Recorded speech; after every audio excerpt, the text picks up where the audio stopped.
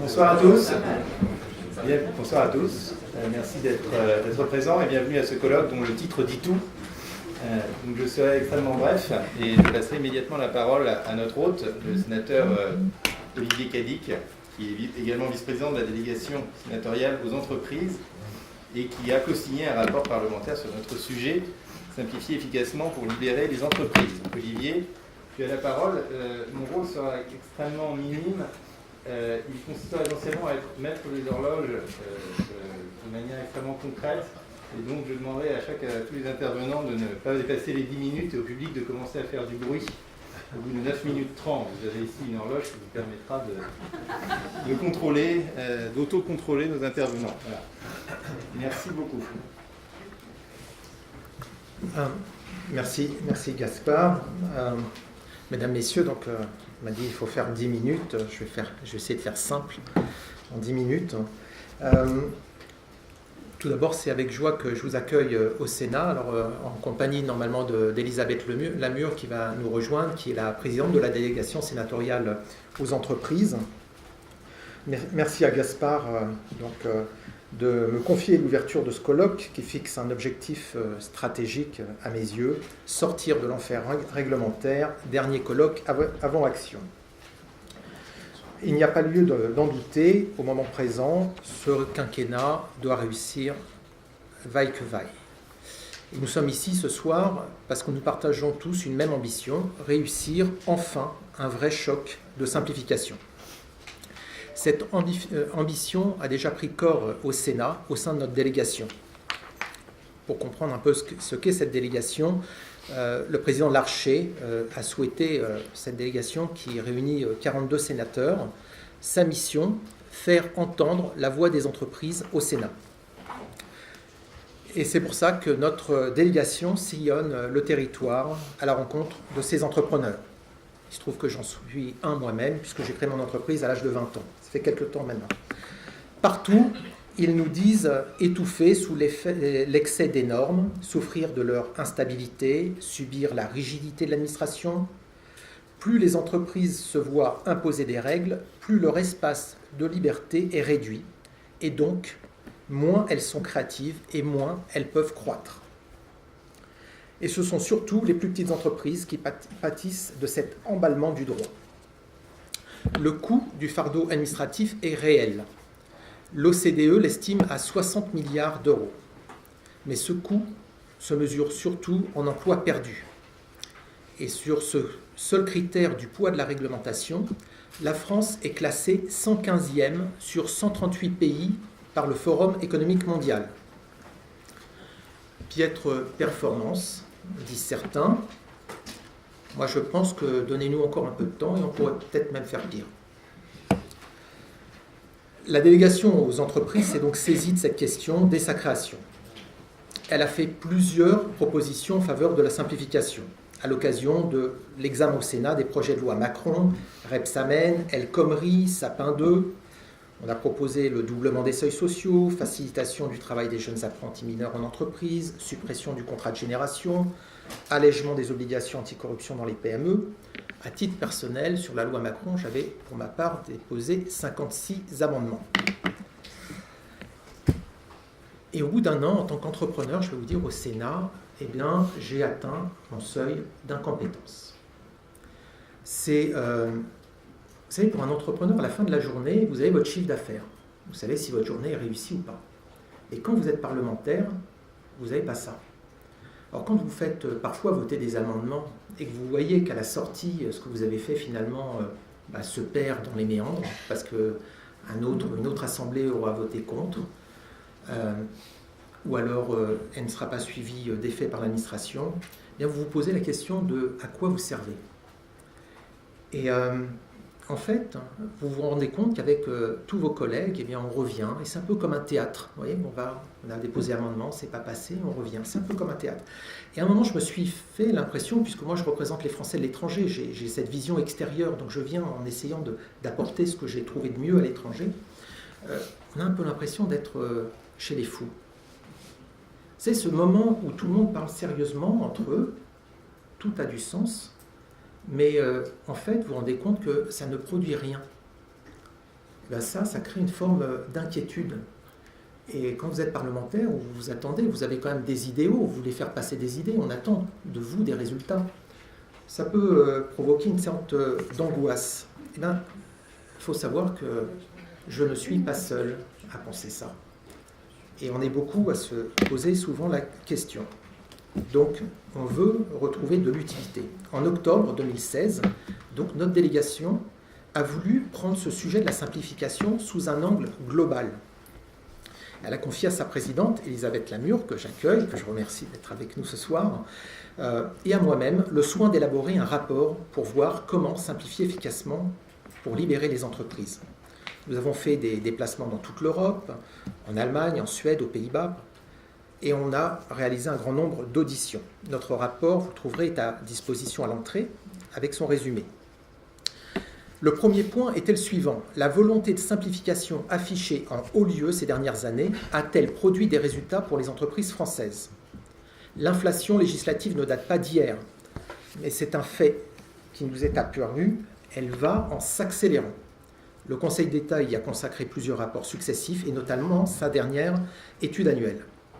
Si le nombre de projets de loi évolue peu, c'est leur volume qui augmente, notamment à la faveur de leur examen au Parlement. Le nombre d'articles des projets de loi double en moyenne à l'issue de la navette parlementaire. Bien sûr, on va nous accuser les parlementaires, mais le gouvernement est lui-même comptable du cinquième de la dérive due aux amendements. Surtout pour légiférer, le gouvernement recourt à l'ordonnance, aussi bien qu'au projet de loi, c'est d'actualité. Il contribue ainsi directement à l'hyperactivité législative sans l'aide du Parlement. S'ensuit un emballement réglementaire, toutes les normes enchevêtrées créent complexité et insécurité juridique. Tu me dis combien on en a ?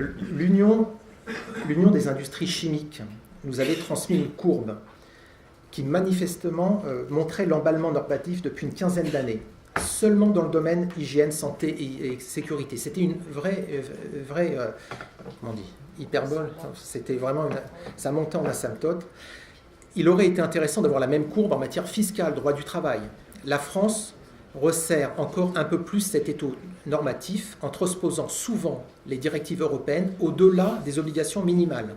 Cela disqualifie nos entreprises et les incite même à délocaliser leur production. Ça fait des années que l'on tente d'améliorer la situation sans grand succès visible. Il y a pourtant, depuis 2013, le Pacte national pour la croissance, la compétitivité et l'emploi, un secrétaire d'État dédié, un conseil de la simplification, des efforts menés au sein de l'appareil d'État, 463 mesures de simplification pour les entreprises par le précédent gouvernement. Mais l'élan initial s'est manifestement essoufflé. 3 ministres se sont succédés en 3 ans sur le sujet. Le Conseil de la simplification a produit des mesures en tout genre. Nous avons tenté de les classer par catégorie avec Elisabeth. Anecdotiques, symboliques, anti-Kafka, sans papier, sécurisantes, en trompe-l'œil ou carrément usurpées, voire certaines à effet boomerang. 43% des mesures annoncées par le Conseil ne sont toujours pas effectives. Il y a des blocages systémiques. Celui à qui profite la complexité résiste au changement. Mais il faut reconnaître que l'approche politique du précédent gouvernement, qui a consisté à vouloir vider la mer avec une cuillère, s'est révélée défaillante. Si les entreprises n'ont pas ressenti de choc de simplification, elles ont ressenti un choc de réglementation nouvelle. Pénibilité, compte personnel formation, transition énergétique. Or, nous en avons la conviction, il est tout à fait possible de réussir. Nous l'avons vu en Europe du Nord, l'Union européenne elle-même est parvenue à ralentir le flux de textes nouveaux. Alors que conclure de nos déplacements en Europe ? Là où elle fonctionne, la simplification est un objectif politique transpartisan qui met en marche l'ensemble du gouvernement. L'évaluation préalable des coûts y est vue comme un moyen d'objectiver la décision politique, pas de s'y substituer. La simplification obéit à une méthodologie rigoureuse, repose sur des objectifs et le suivi d'indicateurs. Ça doit parler aux entrepreneurs. Surtout, des résultats chiffrés et vérifiés sont obtenus. L'Allemagne a ainsi allégé le coût de sa bureaucratie de 14 milliards d'euros en 5 ans. Dans plusieurs pays voisins, la réduction du stock de règles s'articule souvent avec une régulation du flux de normes grâce à une règle de compensation entre création et suppression de normes. One in, one out, one in, two out, maintenant en Grande-Bretagne. Dans tous ces pays, un organe important, un organe indépendant, contrôle la qualité des études d'impact sur lesquelles repose le pilotage de la simplification pour les entreprises. Chaque organe est doté d'un collège de quelques membres experts issus du monde économique, sans mandat politique ni fonction administrative. Il rend un avis qui est publié en même temps que le texte du projet de loi ou règlement envisagé. Après l'élection présidentielle, le président de la République est venu nous déclarer au Parlement à Versailles que nous faisions trop de lois. C'est ce que nous avons écrit nous-mêmes dans notre rapport.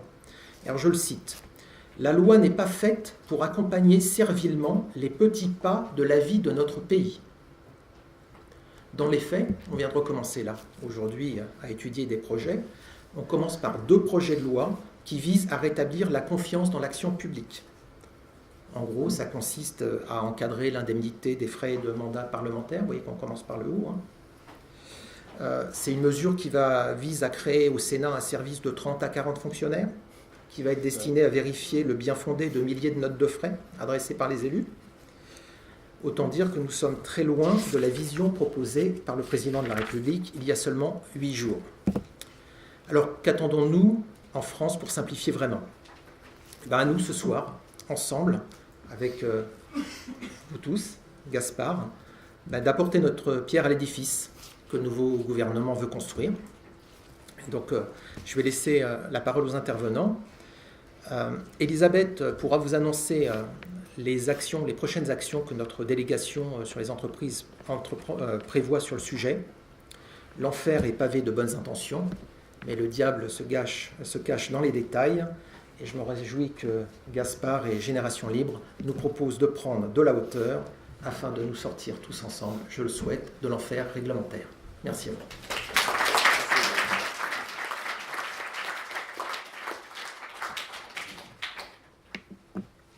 Merci beaucoup Olivier pour ce constat très honnête et un peu triste parfois, mais qui nous motive en tout cas. Je vais donc demander à Karine Charbonnier et Jacques Chevalier de bien vouloir nous rejoindre à la tribune.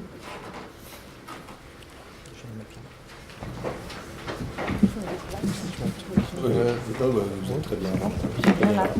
Parfaitement. On va vous encadrer. Je vous en prie. Merci.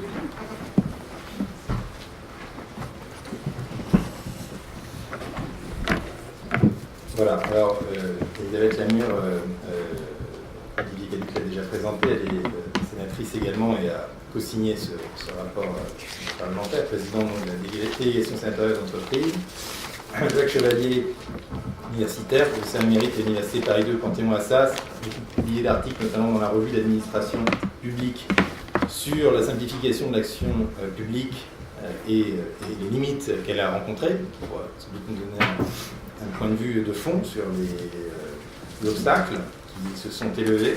Et puis Karine Charbonnier dirige un groupe industriel, Bec Industrie, qui fait de vrais objets,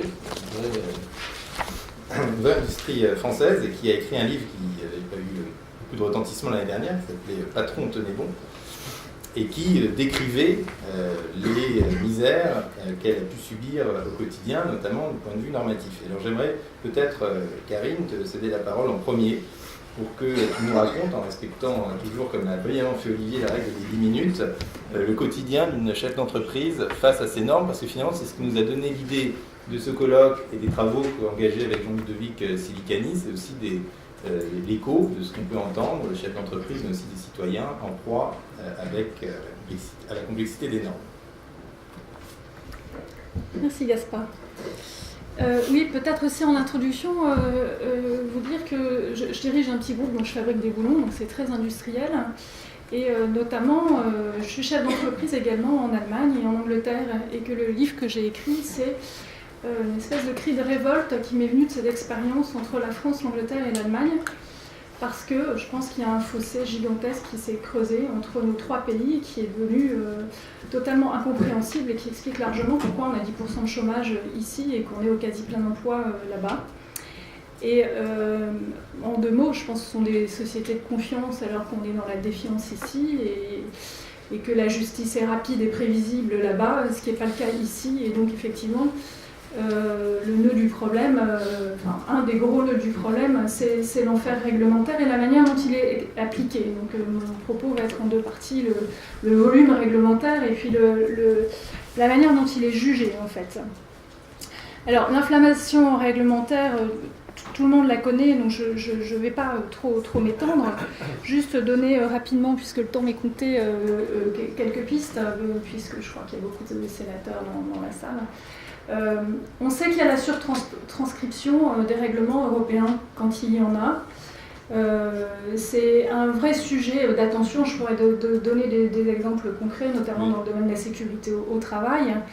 Non seulement il ne faut pas surtranscrire, mais je pense que systématiquement, si on faisait un petit benchmarking avec nos concurrents européens, puisque ce sont nos concurrents systématiques, ça irait plus vite. Je voudrais dire aussi qu'il y a une source de droit réglementaire qui n'est pas identifiée comme telle, mais qu'il faudrait regarder comme telle. C'est le champ conventionnel paritaire, le domaine des conventions collectives qui est systématiquement étendu par la loi et qui est colossal et qui a un vrai problème dans les entreprises. Et auquel on pourrait s'attaquer quand même en premier. Moi, dans mon domaine de la métallurgie, le volume conventionnel fait peut-être 1/3, la moitié du Code du travail à lui tout seul, c'est colossal. Je pense qu'il est totalement illégitime, parce qu'il est négocié par des partenaires qui sont ni représentatifs et donc pas légitimes, parce que son champ d'action, c'est-à-dire par exemple la métallurgie, forme un ensemble absolument pas homogène et donc ne peut pas s'appliquer de la même manière aux petites et aux grandes entreprises, celles qui sont dans l'automobile et dans la mécanique. Enfin voilà, il y a un ensemble qui n'est pas homogène et qui ne justifie pas de créer des conditions identiques. Les partenaires ne sont pas légitimes. Et le fait de l'étendre par la loi, c'est absolument pas justifié. Et il faut prendre conscience que ce n'est pas du tout la règle générale. En Angleterre, l'activité conventionnelle est quasiment nulle, voire nulle. En Allemagne, elle existe, mais elle n'est pas étendue par la loi. L'adhésion aux conventions collectives est totalement facultative. Moi, dans mon activité allemande, je n'adhère pas à la convention de la métallurgie, parce que je suis un petit sous-traitant et que les accords qui sont signés par Volkswagen, je ne peux pas les appliquer.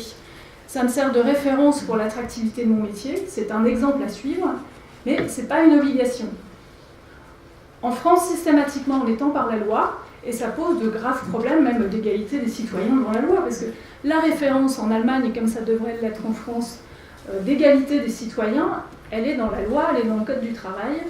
Je ne vois pas en quoi le champ conventionnel est légitime pour être appliqué dans la loi, d'autant qu'en plus, il est en général plus du domaine de l'ingérence dans les ressources humaines de l'entreprise.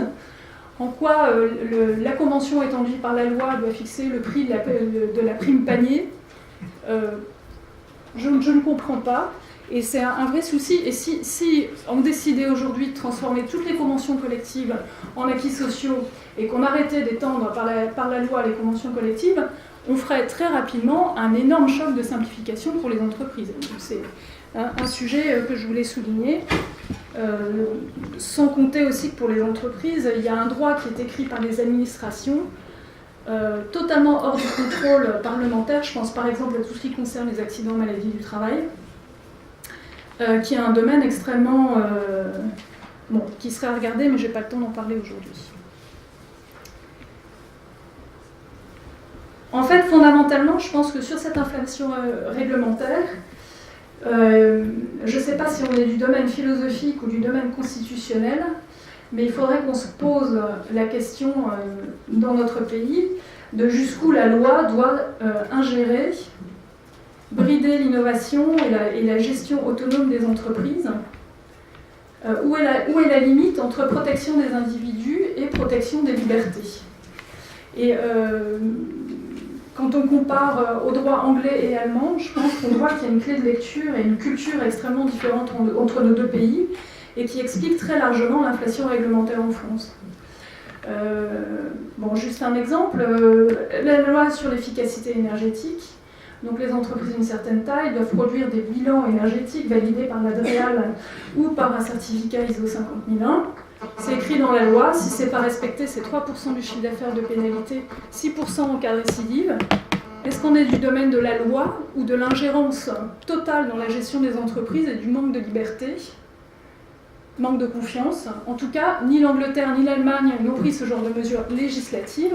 Pour autant, il n'y a pas du tout de retard dans le domaine de l'efficacité énergétique dans ces pays. Sur l'application du droit, il y a un vrai problème sur lequel il faut se pencher, parce que je sais que le corollaire de l'idée de simplifier le droit, de revenir à des principes essentiels, c'est de dire c'est les juges qui vont écrire le droit. Et là-dessus, autant je trouve ça fantastique en Angleterre et en Allemagne, autant j'ai de graves inquiétudes pour ce qui peut se passer dans notre pays. Il faut savoir d'ailleurs que le patronat français a largement poussé à l'inflation réglementaire pour se protéger du pouvoir des juges, qu'il fallait encadrer. D'ailleurs, bon, c'est mon interprétation personnelle de l'histoire, mais en France, on a un système réglementaire qui est très largement inspiré de l'après-guerre, quand les communistes, imprégnés de leur... avec toute la belle image de leur résistance pendant la guerre, avaient un pouvoir qui ont structuré entièrement notre société. Pendant ce temps-là, en Allemagne, où les Russes s'étaient arrêtés à Berlin, il fallait se protéger des communistes, et donc l'appartenance au parti communiste ou à un parti extrémiste interdisait l'accès à l'administration jusque dans les années 90. Donc on a deux pays qui sont construits très différemment, et en France, on a un problème sur l'application du droit, qui n'est pas systématique, mais qui est très fréquente, et il faut le dire, parce que, en tant que chef d'entreprise, moi, je n'ai pas l'impression de vivre dans un état de droit. Et quand il n'y a pas de confiance, il n'y a pas de développement économique, c'est extrêmement important. On ne vit pas en état de droit parce qu'on n'est pas traité de manière impartiale. Si on est une petite ou une grosse entreprise qui gagne de l'argent ou qui en perd, on n'a pas les mêmes résultats de jugement. Si on est un salarié ou une entreprise, on n'est pas traité de la même manière. Si on a affaire à un inspecteur du travail ou un procureur qui est affilié à un syndicat, ce qui arrive fréquemment, j'ai beaucoup d'exemples, on n'a aucune chance de s'en sortir. Peut-être vous raconter une anecdote. J'ai une mention sur mon casier judiciaire parce qu'il y a une dizaine d'années, un inspecteur du travail qui a passé 5 minutes dans mon entreprise a pensé avoir trouvé un salarié d'été, enfin un intérim saisonnier, pour lequel on n'a pas retrouvé la feuille d'accueil sécurité. Il n'y avait pas de situation dangereuse, il n'y avait pas d'accident, on n'a pas retrouvé la signature. Il a rencontré une personne, je me suis retrouvée devant le juge. Cet été-là, on avait reçu 40 personnes, on a retrouvé les 39 autres signatures. Et le juge m'a reçu dans son bureau, et m'a dit soit je vous mets une mention sur votre casier judiciaire, soit je renvoie l'inspecteur du travail dans votre entreprise. Voilà. Donc non seulement il y a tellement de lois qu'on ne peut pas toutes les connaître, c'est impossible. Moi je suis certifiée ISO 14001, OSA 18001, enfin 50001, j'ai toutes les certifications, j'ai des tonnes d'experts, des tonnes d'OSVP, messieurs. Mais à chaque fois que j'ai un contrôle de l'ADREAL, de l'inspection du travail, de l'URSSAF, je découvre les choses que je ne connaissais pas et j'ai un recommandé. Donc non seulement on ne peut pas connaître le droit, mais en plus il est appliqué de manière inéquitable. Il faut absolument qu'on ait des droits, d'abord qu'il y ait des critères d'impartialité objectifs de l'administration et des juges, c'est extrêmement important, comme un choc de simplification. Est-ce que l'appartenance à un syndicat est compatible avec l'exercice de ses professions? De quelle manière un justiciable peut récuser les personnes quand il pense qu'il fait l'objet d'un harcèlement judiciaire? C'est extrêmement important et en tout cas ça fait une grosse différence avec nos voisins. Il y a aussi dans notre droit en France une latitude d'appréciation pour les juges qu'on ne voit pas chez nos voisins. Quand on fait un licenciement économique, le juge se prononce sur la forme et sur le fond. Il va dire votre chiffre d'affaires a baissé, c'est vrai, mais pas assez, donc vos licenciements sont injustifiés. Ou telle personne, vous la jugez incompétente, mais je pense que c'est vous qui l'avez mal formée. En Angleterre et en Allemagne, le juge juge sur la forme, mais jamais sur le fond. Il ne fait pas l'ingérence dans la politique de gestion de l'entreprise pour décider si c'est justifié ou pas. Et ça, en termes de choc de simplification, c'est colossal, parce que ça veut dire que, en tant que chef d'entreprise, on n'a aucune idée de comment va aboutir un procès. Le droit n'est pas prévisible, alors qu'il est chez nos voisins. Sans parler de la vitesse, de la rapidité du jugement. Un salarié qui veut contester son licenciement, en Angleterre et en Allemagne, il a 3 ou 6 mois pour le contester. En France, c'est 2 ans. Donc le non-droit et l'absence de visibilité est totale. Dire aussi que la Cour de cassation, à son niveau, intervient de manière souvent curieuse. Je me souviens de l'arrêt Pain en 2012, qui a décidé que les entreprises ne pouvaient pas payer un 14e mois au cadre au nom du principe d'égalité. Moi, j'appelle ça l'ingérence dans la politique RH d'une entreprise. En 2015, même dans le droit... C'est là ? C'est l'heure. Bon, voilà, les conditions. Le principe de bonne foi des chefs d'entreprise aussi, il faut absolument l'inscrire dans la loi, c'est indispensable. On ne peut pas connaître tout le droit si on est de bonne foi, on peut pas... Moi, je connais des entreprises qui ont fait faillite sur des interprétations, des requalifications de travail, en travail dissimulé ou autre, alors qu'il n'y avait personne de lésé, et on fait des constructions juridiques, des élaborations juridiques sur le droit dans son application et qui n'ont plus aucun sens. Merci. Karine. Voilà. Merci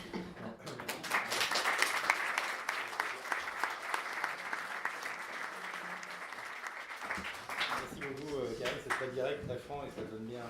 Très bien. Ça nous permet de mieux comprendre peut-être de l'intérieur l'étendue du problème et son sérieux, la gravité du problème. Oui, je vous conseille ainsi qu'à moi-même de mettre le portable en mode avion. Et donc, j'aimerais maintenant céder la parole au professeur Chevalier pour qu'il nous explique pourquoi c'est ainsi. Est-ce qu'il y a des principes, des raisons structurelles qui font qu'on n'arrive pas à faire, comme disait Karine, des procédures aussi simples ou plus rationnelles que dans des pays voisins? Bien. Ça marche? Oui, appuyez sur le bouton. Ah oui, d'accord. Bien, je suis universitaire et chercheur et je travaille depuis de très longues années sur la question du droit, sur les conditions de production du droit. Je me rappelle par exemple une recherche dans les années 80 sur la déréglementation. Oui. Ce n'est pas une question nouvelle, sur la qualité de la loi, sur les lois expérimentales, sur la légistique, et puis plus récemment, effectivement, ce numéro que nous avons coordonné de la revue française d'administration publique, simplifier l'action publique, point d'interrogation. Le point d'interrogation est évidemment tout à fait essentiel. Alors ici, je donnerai un point de vue global, je ne vais pas, faute de temps d'ailleurs, me lancer dans des explications très concrètes, donc j'essaierai de donner quelques éléments de réflexion globale sur le problème, en me défiant, mais je suis universitaire, des affirmations abruptes. Et c'est vrai que sortir de l'enfer réglementaire, je considère cet atelier comme comportant une certaine provocation, je dirais. L'enfer réglementaire, n'exagérons pas quand même. Et puis de même, je me défierai aussi des formules miracles. Les formules miracles, je pense qu'il n'y en a pas. Et si on avait, on l'aurait trouvé depuis longtemps. Donc ma démarche sera beaucoup plus modeste, beaucoup plus prudente, et en insistant sur certaines limites de cet exercice qui est nécessaire, effectivement, mais qui comporte une série de limites. Alors, allons vite sur certains points, on se mettra d'accord sur une série de constats, ils sont évidents.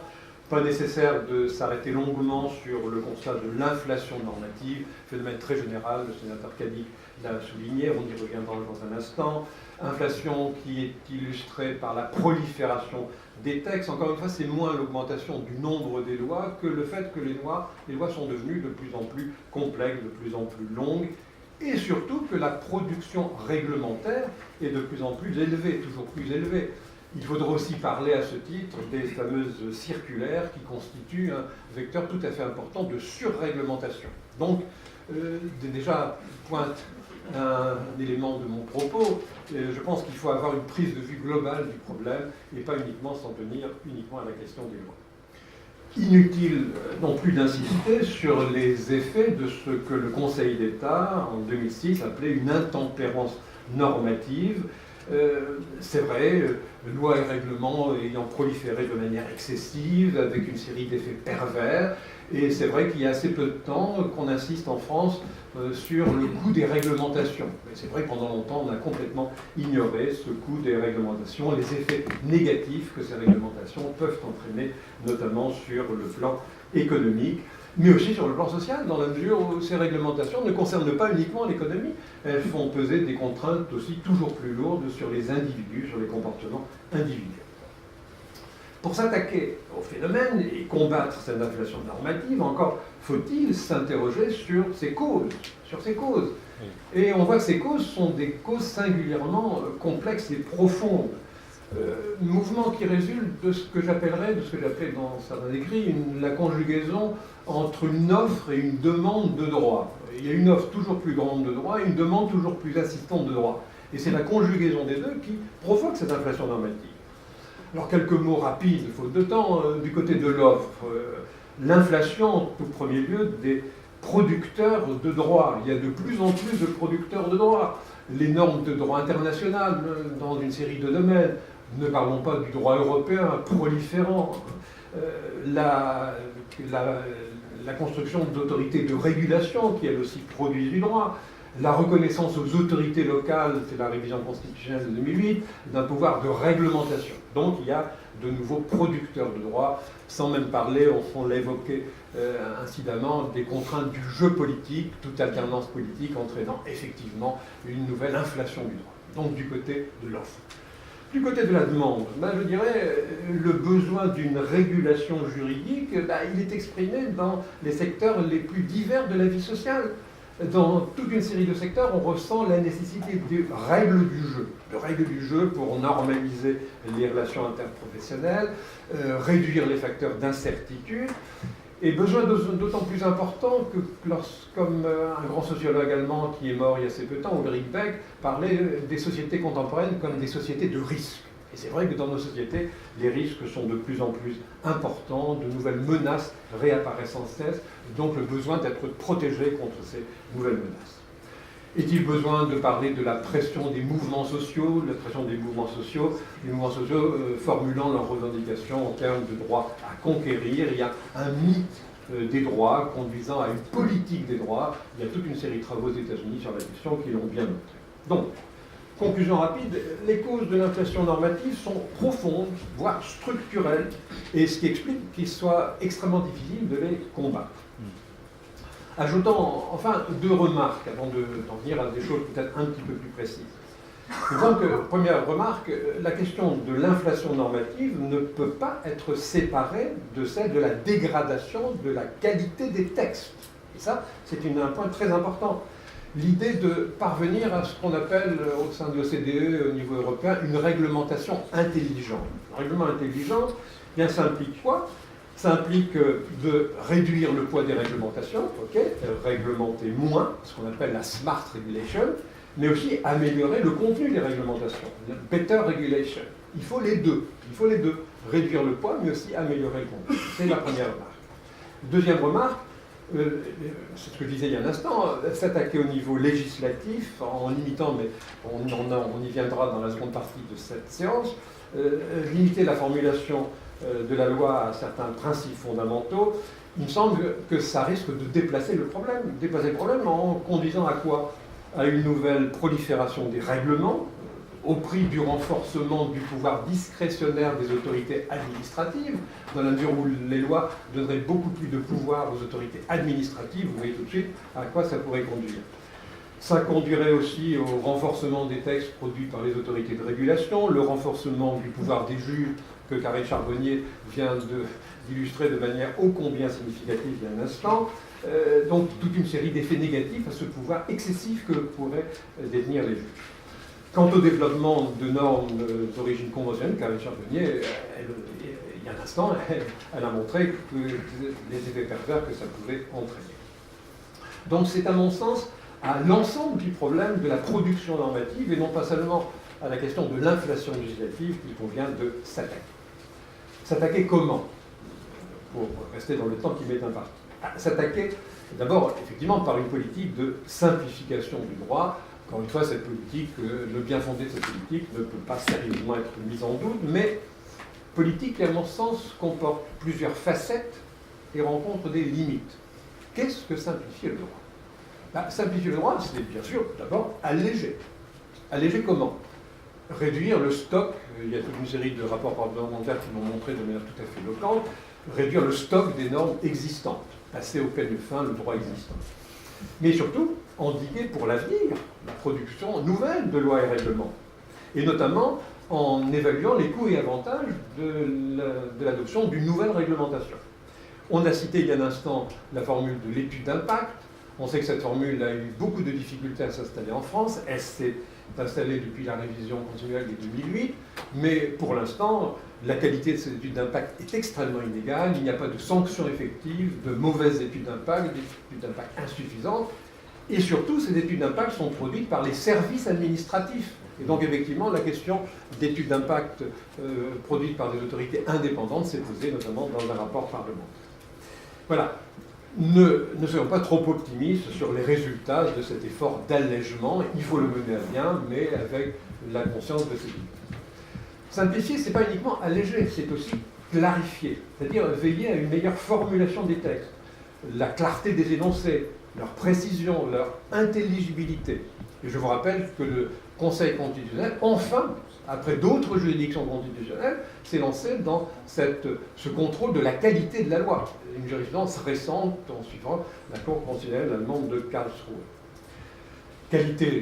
Contrôle sur la qualité des lois et aussi au niveau réglementaire et législatif. D'ailleurs, le guide pour l'élaboration des textes législatifs et réglementaires est élaboré sous l'égide du SG du Conseil d'État. Donc simplifier en clarifiant. Mais on sait bien que la qualité des textes reste médiocre. Et d'ailleurs, qu'est-ce qu'un droit clair? La question mérite d'être posée. Les théoriciens de droit vous montreraient que les énoncés juridiques ne sont jamais clairs et ne peuvent jamais être clairs. Ils sont toujours d'une fausse clarté parce qu'il y a toujours plusieurs significations possibles, d'où le rôle des interprètes du droit. Simplifier, c'est enfin aussi peut-être assouplir le contenu des normes juridiques, donner à ceux qui sont en charge de l'application des marges de manœuvre nouvelles. Je pense par exemple à cette circulaire dont on avait beaucoup parlé, d'avril 2013, sur l'interprétation facilitatrice des normes. C'est une idée qui était tout à fait surprenante pour un juriste français. Mais interprétation facilitatrice du droit, très bien, mais on sait que ces interprétations-là sont limitées par la logique de l'état de droit. Ceux qui sont chargés d'appliquer le droit ne peuvent pas tout faire, et c'est fort heureux. Ma conclusion sur ce premier point, c'est que la politique de simplification, c'est une entreprise nécessaire, bien sûr, dont le bien fondé ne peut pas être contesté, mais qui est par essence vouée à l'incomplétude et à une perpétuelle remise en chantier. Il faut donc trouver des procédures qui permettent de passer constamment le droit au peigne fin. Enfin, je finirai par là. Par-delà cette politique, il me semble que ce profil, il faut en parler quand même, en dire un mot, et pourtant la question est tout à fait importante, et beaucoup de théoriciens du droit y travaillent actuellement. On assiste à une inflexion beaucoup plus profonde des conditions d'utilisation de la technique juridique. Et cette inflexion de la technique juridique, elle se situe sur, je parle ici en tant que sociologue du droit, sur 3 points essentiels, et 3 points tout à fait essentiels. D'abord, le droit dans nos sociétés devient de plus en plus un droit négocié. Un droit négocié, c'est-à-dire un droit par rapport auquel les destinataires sont partie prenante à l'élaboration. Pas seulement les groupes d'intérêt, mais l'ensemble des publics intéressés eux-mêmes. Il faudrait dire un mot sur le développement des formules de débat public, tout à fait essentielles, sous des formes extrêmement variées, la mise en ligne d'une série de textes, avec la possibilité pour les internautes de réagir à ces projets de textes, le développement de la formule dite des consultations ouvertes, tout ça témoigne d'une réflexion en profondeur du droit, ce que Habermas, le grand philosophe allemand, appelait une légitimité procédurale, la légitimité du droit étant fondée sur ses conditions d'élaboration. Deuxième changement important dans la technique juridique, le droit tend corrélativement à devenir un droit souple. L'idée, ce qu'on appelle, nous, les sociologues de droit, la soft law. Nous venons de tenir une rencontre importante entre juristes sur la soft law, le livre sera publié à la fin de l'année, des développements de formules nouvelles, passant par des recommandations, des directives, des codes de conduite, donc toute une série de techniques qui renouvellent la technique juridique. Le droit ne s'exprimant plus à l'impératif, mais sous forme de recommandations, de directives. Un droit non prescriptif, disent certains. Et enfin, dernier élément, un droit qui devient de plus en plus un droit réflexif. C'est-à-dire, on pose la norme et ensuite on voit ce que ça donne par des procédures d'évaluation. Pas seulement évaluation ex ante, les études d'impact dont je parlais, mais ex post. Qu'est-ce que ça a donné? Et j'écris sur la question des lois expérimentales, les lois expérimentales sont de plus en plus nombreuses actuellement. Or, ces lois reflètent une évolution fondamentale de la technique législative. le législateur n'est plus sûr d'avoir raison à coup sûr. On vote une loi provisoire, on voit ce que ça donne, on évalue les résultats, et ensuite on corrige dans un second temps par rapport aux résultats enregistrés. Professeur, je vais être obligé de vous... Oui, oui, mais je suis exactement à la fin. Le premier texte de ce livre, vous savez, c'est la loi Simone Veil, bien connue, dont on parle beaucoup en ce moment, la loi sur l'avortement de 1975. Conclusion. Donc, s'efforcer de simplifier le droit, bien sûr, en utilisant une série de leviers, mais en ne nourrissant pas trop d'illusions sur cette démarche. C'est un processus qu'il faut toujours reprendre, et surtout peut-être miser avant tout sur l'inflexion en cours des conditions d'emploi de la technique juridique elle-même.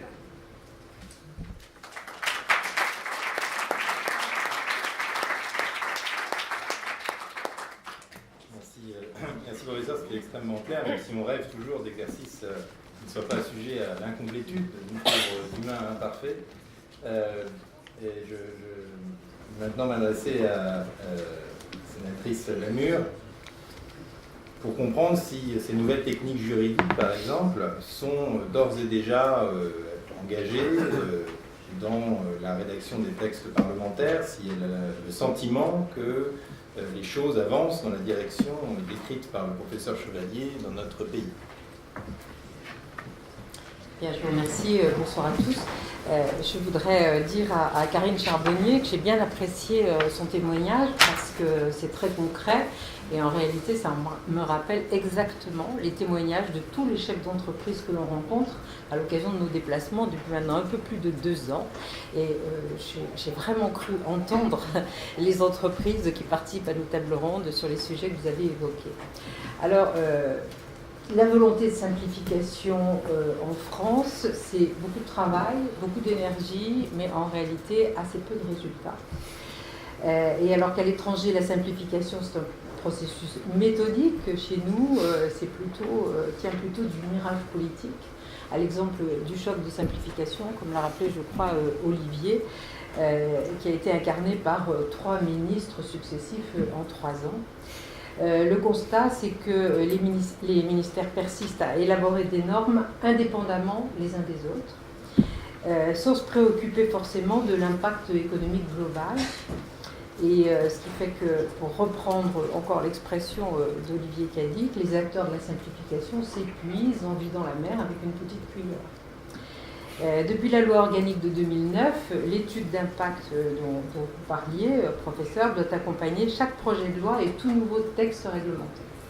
Mais les ordonnances, les propositions de loi, les amendements y échappent encore. Et puis surtout, nous l'avons montré dans notre rapport, ces études d'impact sont d'une qualité tout à fait inégale. Et pourtant, elles sont contrôlées par le Conseil constitutionnel, par le secrétariat général du gouvernement et par le Conseil d'État. Mais elles sont trop souvent réalisées au dernier moment et le Parlement n'a donc pas le temps de s'en emparer, si bien que nous continuons à légiférer en quelque sorte pour un oui, pour un non et puis surtout abondamment. Alors dans ce contexte, le précédent gouvernement a créé beaucoup de désillusions en annonçant diverses mesures. D'abord, la suppression d'une norme lors de la création d'une norme nouvelle. C'était une circulaire du Premier ministre de juillet 2013, mais avec tellement d'exceptions qu'elle ne concerne à peu près que 10% de la production réglementaire. L'autre annonce, c'était la fin des surtranspositions de textes européens. C'était une priorité du CIMAP en décembre 2012, qui ensuite figurait en première place les 52 mesures du Conseil de simplification pour les entreprises en juin 2015. Or, on ne lui trouve pas beaucoup de suite.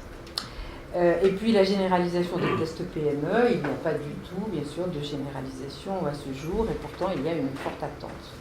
En réalité, pour s'attaquer à la simplification, la France traite le symptôme plutôt que le mal. Et nous pensons qu'il faut nous interroger sur nos méthodes. Alors, dans notre rapport qui a été adopté par notre délégation aux entreprises, nous proposons 4 étapes pour parvenir à alléger ce fardeau administratif. Alors, la première, c'est penser la simplification comme un processus qualité. En effet, quelle entreprise peut fonctionner sans service qualité ? Nous devons créer ce service qualité pour la règle de droit. Sous la houlette du Premier ministre, nous proposons un réseau dédié au sein du gouvernement qui permettra de mobiliser tous les ministères sur cette question. Pourquoi faire compliqué quand on peut faire simple? Sa première mission sera de chiffrer la charge administrative supportée par les entreprises. Alors, on nous oppose que ce chiffrage coûterait 3 millions d'euros. Mais qu'est-ce que 3 millions d'euros par rapport aux gains substantiels que nous pouvons attendre de cette méthode, qui d'ailleurs a fait ses preuves chez nos voisins? Alors nous pourrions ensuite arrêter les objectifs de réduction nette de la charge bureaucratique, comme l'a fait l'Allemagne, qui a gagné moins 25% en 4 ans. Et nous devrons mettre en place, bien sûr, des indicateurs et des règles pour y parvenir. Ainsi, nous préconisons un plan de réforme global au début de chaque mandat. Et nous proposons que les dispositions juridiques applicables aux entreprises ne soient pas modifiées plus d'une fois par législature. En effet, ce que nous reprochent aussi les entreprises, c'est cette instabilité réglementaire. Alors, l'impact des réformes doit être étudié en amont avec des objectifs chiffrés. Et là, l'étude d'impact deviendra l'outil principal de qualité de la norme, avec une clause de révision que nous préconisons dans les 5 ans suivant son adoption. Si bien que l'élaboration des lois obéira à un processus d'amélioration continue, et on fait référence à la roue de Deming qui décrit ce cercle vertueux: préparer, exécuter, contrôler, ajuster. La deuxième étape est celle d'alléger le stock normatif. Alors nous avons 2 siècles de lois derrière nous. Pour commencer, il faut élaguer le stock de normes et l'alléger des règles qui sont devenues obsolètes. Ça paraît évident. Et pourtant, ce n'est pas ça. La collaboration déjà engagée entre entreprises et administration doit se poursuivre. Il faut réévaluer la nécessité des règles et des procédures qui compliquent la vie des entreprises. L'objectif, c'est de parvenir à des simplifications substantielles. Ce travail doit être mieux articulé avec l'échelon européen. Nous devons comparer la performance de notre réglementation avec celle des États voisins qui partagent des exigences tout à fait comparables aux nôtres, que ce soit en termes de santé, de sécurité par exemple. Ainsi, les salariés français sont-ils en meilleure santé que leurs voisins grâce à l'existence d'une médecine du travail? Je pose la question. La troisième étape, c'est de concevoir la régulation au service des entreprises. Alors, il nous faut passer d'un système où tout est interdit sauf ce qui est autorisé, à un système où tout est autorisé sauf ce qui est interdit. C'est ce qu'on préconise. Ainsi, nous libérerons les entreprises, mais également l'administration. La régulation doit se faire par objectif et non pas par moyen. Alors, il convient également de porter au niveau européen les exigences nationales. La transposition de directives doit se faire de manière stricte. Et si ensuite nous voulons poser, par rapport à telle directive, des exigences supplémentaires, nous proposons que cela fasse l'objet d'un texte distinct dont l'impact devra être évalué. De même, notre pays doit cesser d'anticiper sur les règles européennes à venir. La quatrième étape, ce serait de mieux légiférer. Alors, le Parlement est en quelque sorte une usine à produire des lois. Je ne sais pas si je dois dire ça au Sénat, mais je le dis quand même. Seul un processus qualité pour leur élaboration peut garantir leur efficacité et leur simplicité. Donc, cela appelle plusieurs changements. Tout d'abord, en amont, associer les entreprises à l'élaboration des lois. Acceptons de prendre ce temps-là. Il est déterminant pour améliorer la qualité, mais aussi la légitimité et donc l'efficacité de la loi. La réalisation d'un test PME doit devenir obligatoire. De même, il faut faciliter les expérimentations plutôt que systématiquement généraliser. Il faut également miser sur l'étude d'impact préalable. Elle doit être approfondie et poser d'abord la question de l'utilité d'une nouvelle règle. La délégation aux entreprises a déjà entrepris d'ailleurs de mener de telles études d'impact puisque nous venons de publier une étude qui évalue pour les entreprises l'impact de la mise en œuvre du prélèvement de l'impôt à la source. Mais les études d'impact devraient aussi concerner les projets d'ordonnance et les propositions de loi qui sont inscrites à l'ordre du jour. Ça n'est pas le cas aujourd'hui. Et surtout, leur qualité doit être contrôlée par le Conseil de la simplification pour les entreprises. Et c'est une instance que nous proposons non seulement de conserver, mais de prolonger avec des missions transformées et une composition qui en assure l'indépendance. Sur le modèle du NKR allemand, le Conseil rendrait un avis consultatif mais public sur l'étude d'impact. Il s'agit de créer du débat public et aussi de l'émulation entre les ministères. Et puis au Parlement, la procédure d'examen des textes pourrait être améliorée. Nous suggérons un débat d'orientation préalable avant d'attaquer l'examen d'un projet de loi. Nous proposons de réfléchir à de nouveaux outils pour endiguer le gonflement des textes au cours de la navette. Et nous voudrions que l'activité des parlementaires ne se réduise pas à mesurer combien de textes ou d'amendements ils déposent. C'est la politique du chiffre. Voilà l'essentiel des propositions qu'avance la délégation sénatoriale aux entreprises pour tenter de simplifier efficacement et libérer nos entreprises. Je pense que M. Silicani relèvera des convergences avec plusieurs des pistes qu'il avance dans ses travaux pour Génération Libre. Alors pour être concret, Olivier Cadic et moi-même, nous comptons formaliser nos préconisations sous la forme d'une proposition de loi que nous envisageons de déposer d'ici octobre. Cela pourrait servir de fondement aux réformes envisagées par le nouveau gouvernement. Il s'agit de revoir en profondeur nos façons de faire, tout cela au bénéfice de la compétitivité de nos entreprises. Je vous remercie.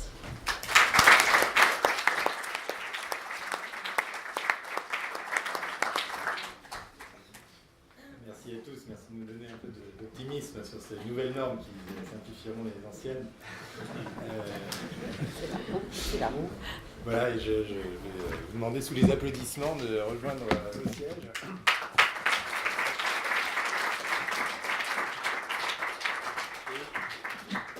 Et à nos nouveaux intervenants d'apparaître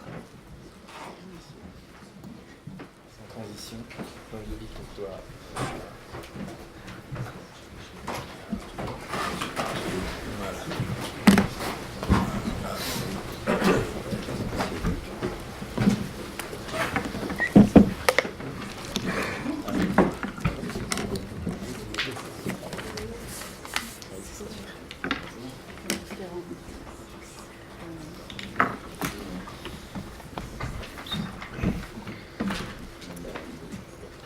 Bienvenue à tous. Je vous présente donc, pour commencer à ma droite, Jean-Ludovic Silicani, ancien commissaire à la réforme de l'État, qui a rédigé pour Génération Libre cette note. Je vous invite tous à consulter si ce n'est pas déjà le cas pour une révolution normative courte et puissante. À sa droite, Sophie Vermeil, qui a fondé, en plus de son métier d'avocat, un think tank qui s'appelle Droit et Croissance, qui a pour objectif et pour vertu d'essayer d'introduire davantage de liens entre le droit et l'économie en France. Moi, je me trompe probablement, tu me corrigeras, et qui en tout cas a publié plusieurs notes sur le sujet de comment fonder un droit au service de l'innovation, comment mieux légiférer avec la Fondapol. Ensuite, à sa droite, Olivier Perra, qui nous travaillons depuis peu, directeur général de l'Association française de normalisation, mais alors cette fois de normalisation volontaire. Ce sont des normes que les gens acceptent, contrairement aux autres volontaires. Et qui nous parlera des expérimentations qui seraient possibles. Et enfin, Guillaume Poitrinal, une entreprise bien connue, dont j'avais lu à l'époque avec beaucoup de plaisir le livre Plus vite, livre qui l'a conduit à assurer la coprésidence du Conseil de la simplification. Donc il a bien connu les vertus, peut-être les limites, il nous le dira, des processus engagés par le gouvernement et par les différents secrétaires d'État à la simplification. Alors j'aimerais commencer par céder la parole à Jean-Ludovic Silicani. J'aimerais que Jean-Ludovic Silicani nous expose sa vision, car c'est une réforme qui est extrêmement intéressante parce qu'elle est systémique. Il ne s'agit pas d'un autre conseil de simplification, mais il s'agit de manière assez radicale, dans un espace de temps qui recouvrirait un quinquennat, de supprimer 80% des normes existantes par un processus extrêmement rationnel. Et j'aimerais qu'il nous présente cette conception et que nos trois autres intervenants nous fassent la gentillesse, en plus de présenter leur propre vision, de commenter peut-être l'intervention de Jean-Ludovic et la note que nous avons publiée. Merci, il faut appuyer quelque part là. Merci d'avoir invité à ce colloque. Alors j'ai commis l'erreur il y a 2 ou 3 mois de dire à Gaspard Koenig que j'avais rédigé une note sur la révolution normative. Et dire, c'est très intéressant, on va la mettre sur le site de Génération Libre, et ça va permettre d'ouvrir un débat sur ce sujet. Bon, enfin bon, j'ai commis l'erreur, j'ai pas été, ça ne m'a pas posé de problème, mais c'est ce qui me conduit à parler de ce sujet devant vous, et la note a effectivement été mise en ligne depuis maintenant presque 2 mois. Alors le débat sur l'inflation normative et la façon de le traiter, si on le peut, il est vieux comme le monde. Il a commencé quand des États organisés sont apparus. Les premiers débats entre les philosophes grecs, la Grèce antique, et il y a trop de textes, trop de règles, comment simplifier. Puis on a le même débat à Rome sous l'Empire romain, voilà, donc il y a quand même plus de 2000 ans.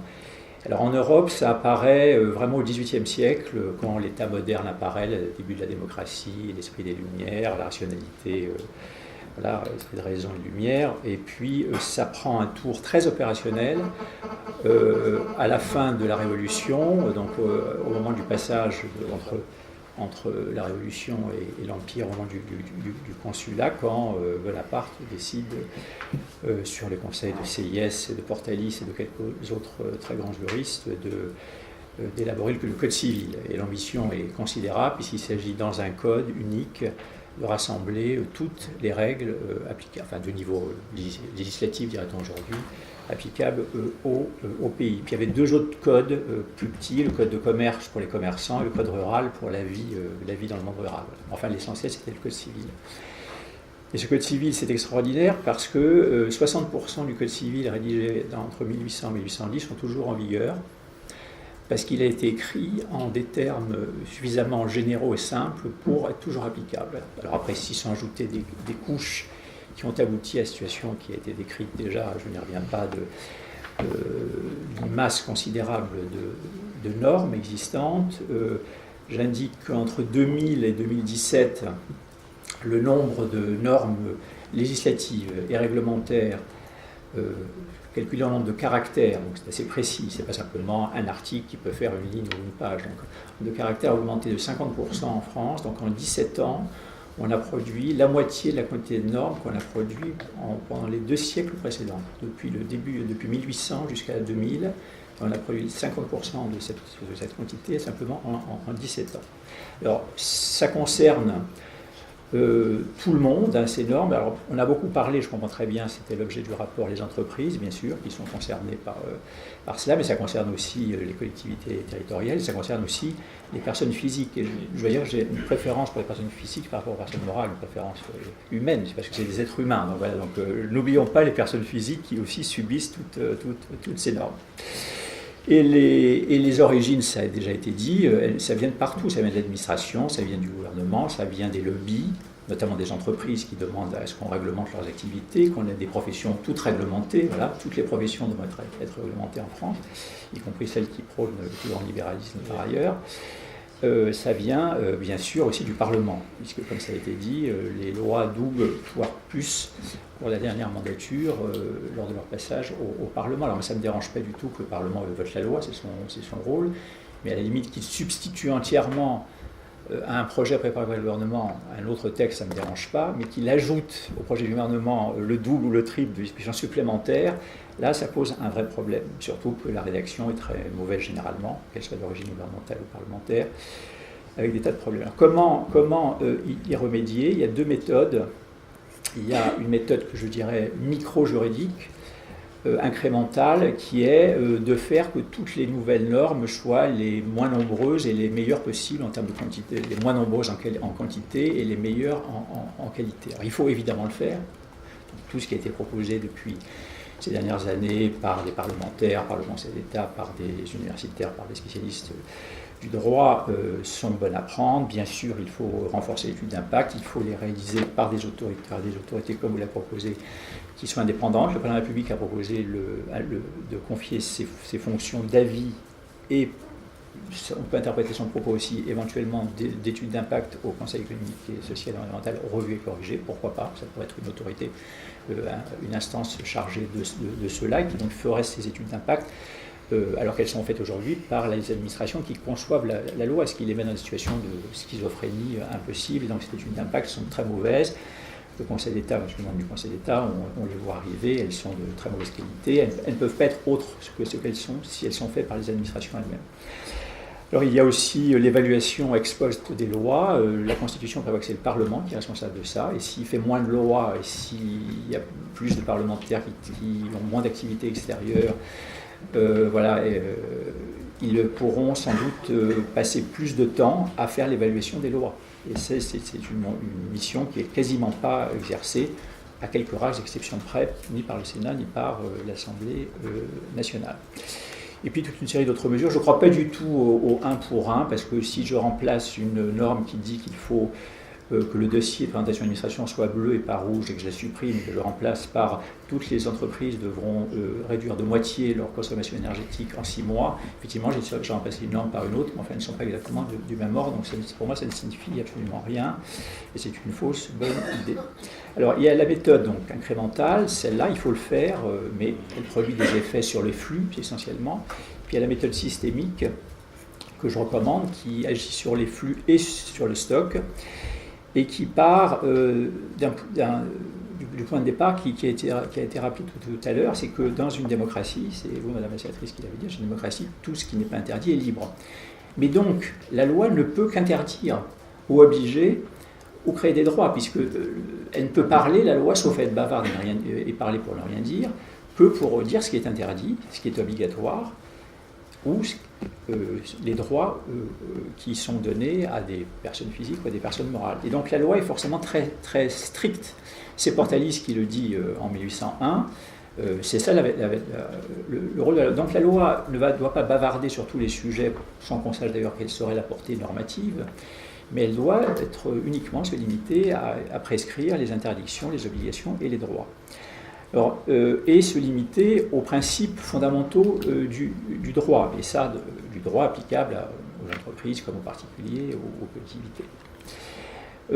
Ce que j'ai proposé, c'est cela, c'est-à-dire que la méthode serait très simple, c'est qu'on prendrait, alors pour les domaines où il y a des codes, 60% du droit est codifié à peu près aujourd'hui, dans les domaines où il existe déjà des codes, une petite instance par code serait mise en place, composée à la fois de parlementaires et de juristes et d'acteurs du secteur, des acteurs privés du secteur, citoyens ou entreprises, et ils extrairaient du code de l'urbanisme, du code de l'environnement, du code du travail, de l'ensemble des 20 codes existants, les principes fondamentaux du droit de ce secteur.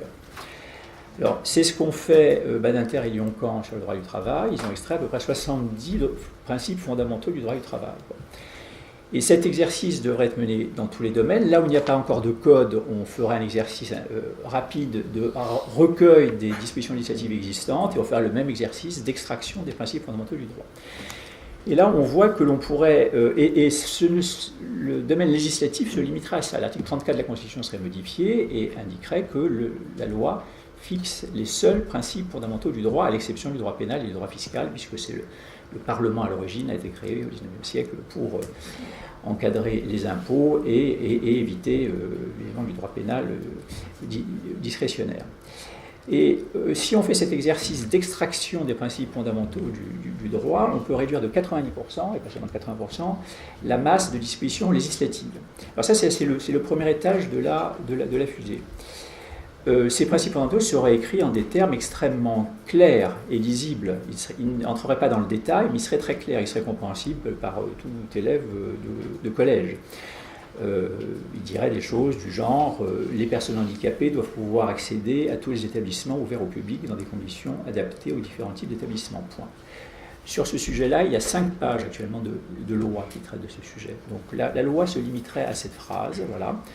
Et ensuite, le deuxième étage, il y aurait un niveau réglementaire. Alors j'ai bien entendu votre propos, monsieur le professeur, qui est que si on réduit l'épaisseur de la loi, on va donner du champ au règlement. C'est un risque, mais ce n'est pas du tout, obligatoire. Mais je pense qu'il faut aussi, pour le niveau réglementaire, limiter le niveau réglementaire à fixer le cadre général de la mise en œuvre de la loi, sans entrer là encore dans le détail. Et je pense que le rôle du Conseil d'État pourrait être, puisqu'il voit passer tous les textes, à peu près pratiquement tous les décrets les plus importants passent au Conseil d'État, d'avoir une mission visant à veiller à ce que ce niveau, cette strate réglementaire soit elle-même limitée à l'essentiel. Et alors, il reste bien sûr un dernier étage de la fusée qui s'appelle le droit décentralisé, ce que j'appelle le droit décentralisé.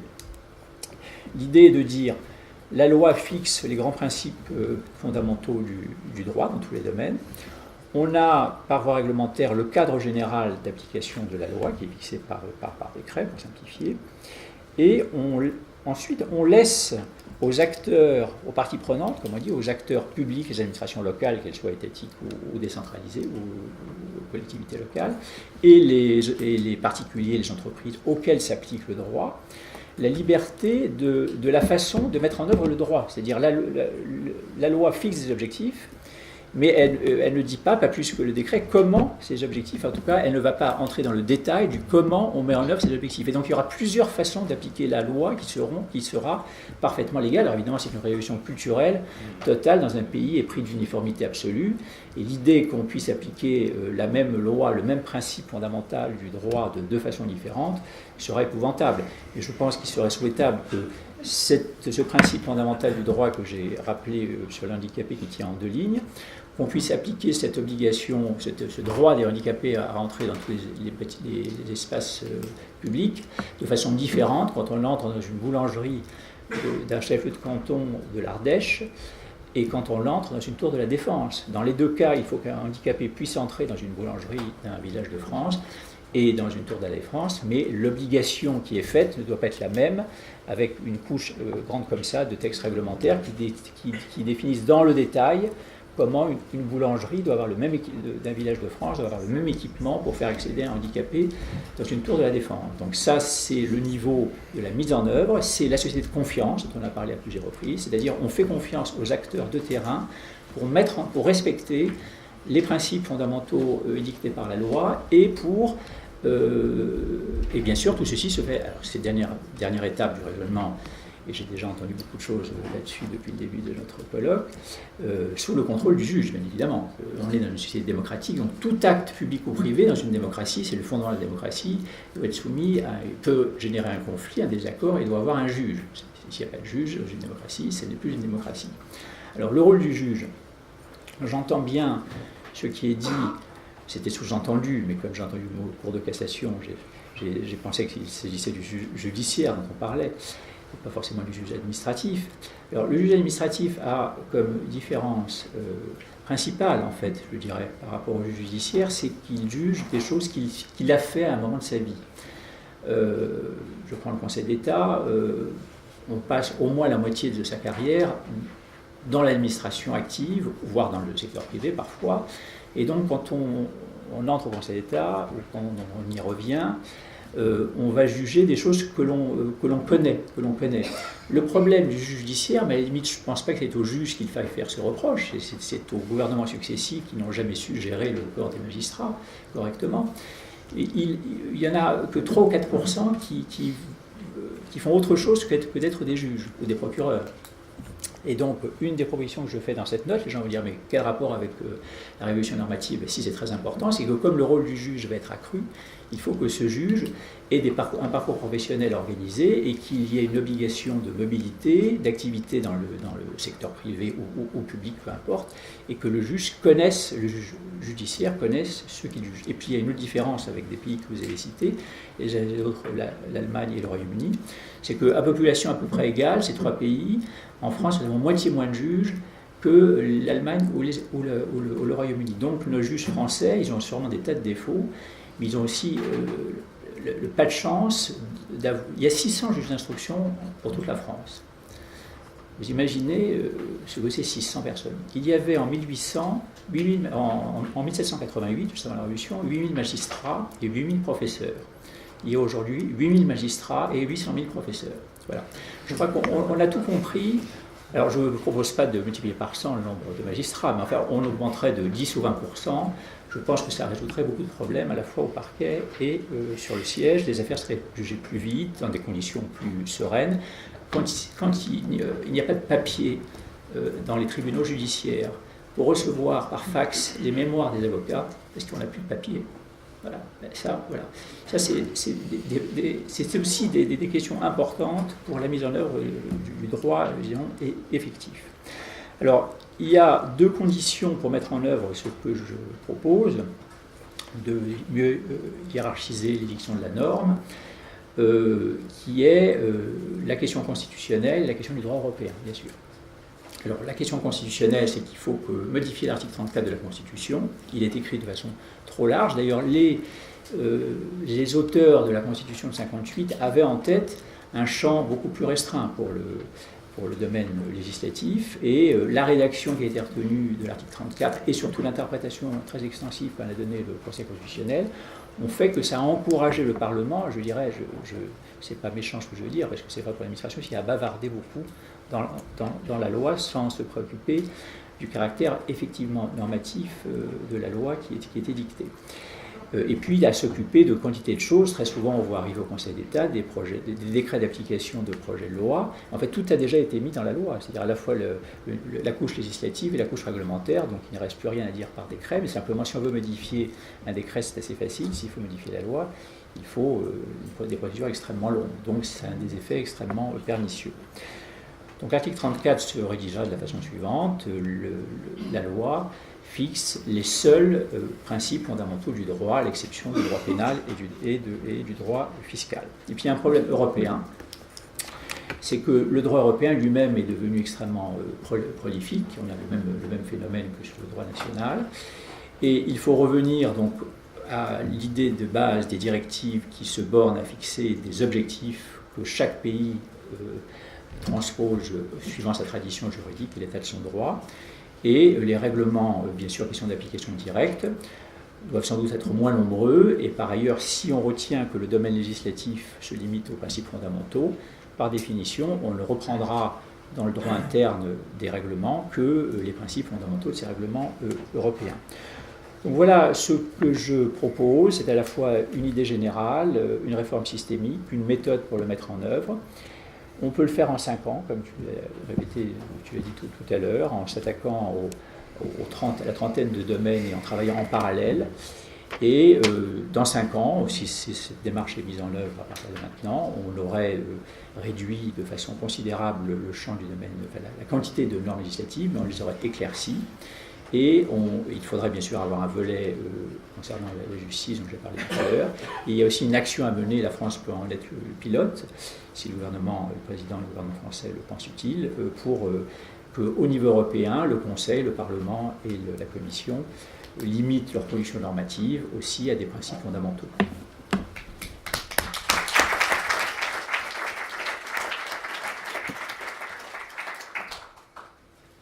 Merci Jean-Luc Siccani pour cette révolution girondine finalement que nous n'avons jamais encore connue.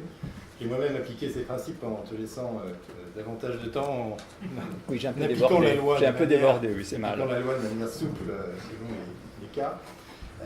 Sophie, toi qui as un regard économique sur le droit, que penses-tu de cette proposition et qu'en dis-tu? Que penses-tu? Merci beaucoup de m'avoir invité, Gaspard. Je suis assez d'accord avec un certain nombre de diagnostics. Je pense qu'il faut aller beaucoup plus loin.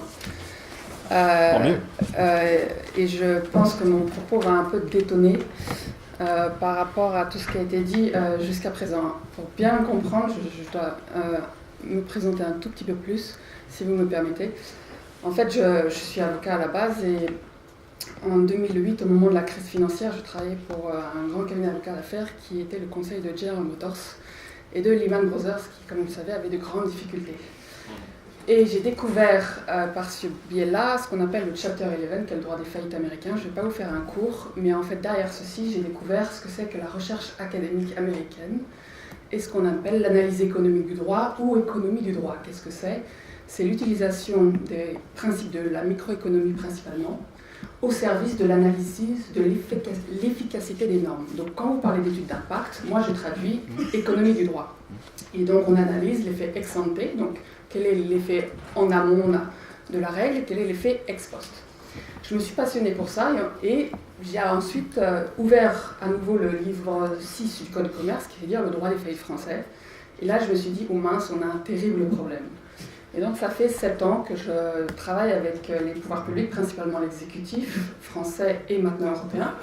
Et au bout de 7 ans, nous sommes ravis que la Commission européenne a dit il nous faut un bing bang de droit des faillites en Europe et on va avoir le Chapter 11 si tout va bien, si les juristes français ne s'y opposent pas. Et aussi, dans les juristes, j'entends mes confrères et les professeurs de droit.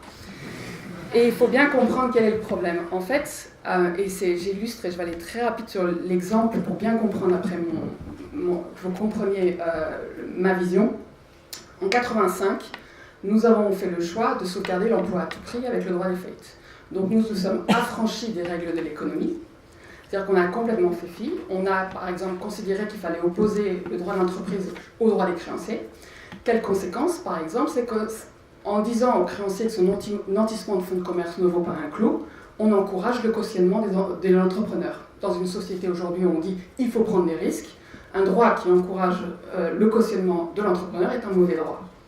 Et aussi ce droit-là a conduit à d'énormes rechutes. Donc tout mon travail a été en tant que économiste du droit, de regarder les faits avant et les faits en amont, sur l'accès au crédit et en aval. Le problème que j'ai, c'est que notre université de droit, chers professeurs, déteste l'analyse économique du droit. Nous avons un machin qui s'appelle le Conseil national de l'université, qui est en fait rédigé par section disciplinaire. C'est-à-dire qu'en France, vous êtes dans un pays où, si votre jury de thèse décide que vous pouvez avoir un doctorat, vous n'êtes pas encore qualifié pour être maître de conférence. On a un machin qui s'appelle CNU qui va décider. Sauf que si vous choisissez une matière pluridisciplinaire, l'économie du droit, bah, ça va être compliqué de faire carrière dans l'université. Donc moi j'ai des gros soucis pour avoir ma thèse, mais à la limite c'est pas très grave, c'est juste mon cas personnel, mis à part que je donne des conférences à l'étranger partout. Mais on pourra en reparler après si vous voulez. Mais donc c'est juste pour donner l'exemple. Si on veut corriger, et par rapport à ce que vous avez dit, monsieur, il faut revoir la formation des juristes. C'est-à-dire qu'en France, nous ne pourrons pas commencer à faire du droit à 18 ans. Il faut qu'il y ait 3 ans général à l'université avec de l'économie, avec de l'histoire, avec de la sociologie. Tant que nous n'avons pas ça, nous n'aurons pas les moyens de faire des études d'impact. Vous ne pouvez pas demander à des économistes de rentrer suffisamment en détail, de connaître suffisamment le droit au fond pour mesurer l'impact. Et inversement, si les juristes ne font pas d'économie, ils ne raisonnent ni avec un effet ex ante, ni avec un effet ex post. Donc ils ne regardent ni l'avant ni l'aval.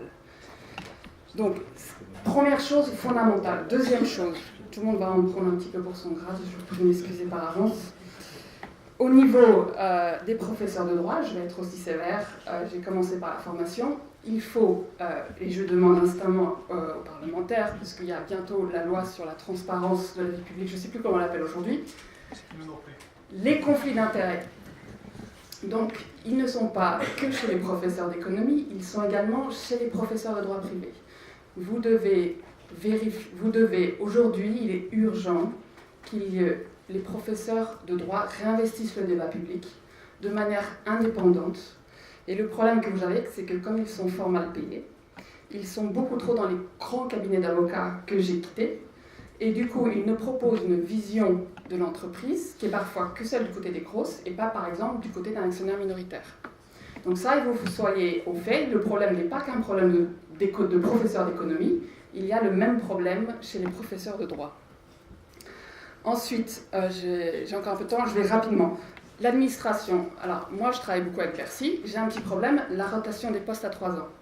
Donc, en fait, le fonctionnement du ministère, c'est que la manière dont c'est fait, c'est selon l'ENA. Et je n'ai pas en soi trop de mal à dire de l'ENA. C'est l'objectif est de travailler ensuite au secteur public. Le problème que vous avez, c'est qu'ils changent tous les 3 ans de poste. Donc, comment voulez-vous engranger l'expérience quand vous êtes à la base généraliste? Ils ont été faits pour ça. Ils n'ont pas suffisamment d'aide, à mon avis, de spécialistes, c'est-à-dire les professeurs de droit et d'économie. Et du coup, ils s'improvisent spécialistes, sauf qu'ils changent de poste tous les 3 ans. Donc, nous avons un problème concret. Donc ça, c'est un problème fondamental. Au niveau, messieurs et mesdames les sénateurs, vos assistants. Il faut, et ça je suis absolument pour réduire le nombre de parlementaires, mais qu'on vous redonne l'argent pour augmenter Le salaire de vos assistants, en fait. C'est prévu, ça. Le nombre. Alors, pas le nombre, le salaire. Allez, les deux. Je pense que nous vivons... Les deux. Nous vivons aujourd'hui dans un monde où il y a un énorme besoin d'expertise et je pense que je rejoins ce qui a été dit précédemment. Je pense que vouloir simplifier à tout prix, c'est compliqué. Et donc, je vous donne une chose. Au moment de la crise financière aux États-Unis, il y avait un vrai sujet qui ne va pas vous parler du tout, très technique, qui s'appelle le problème de la fair value, qui est un problème comptable. Je sais, combien de personnes dans la salle savent de ce que c'est ? Pas trop mal, je trouve. Il faut savoir qu'il y a 30% des parlementaires américains qui se sont exprimés publiquement sur le sujet. C'est un sujet fondamental, très technique, mais 30% des parlementaires. Je mets au défi de calculer combien il y a eu de parlementaires français qui se sont exprimés sur le sujet. Je dis ça parce que j'ai aidé les pouvoirs publics sur la loi bancaire juste après la nomination du précédent accent. Il y a un vrai problème d'expertise, donc il faut en être conscient.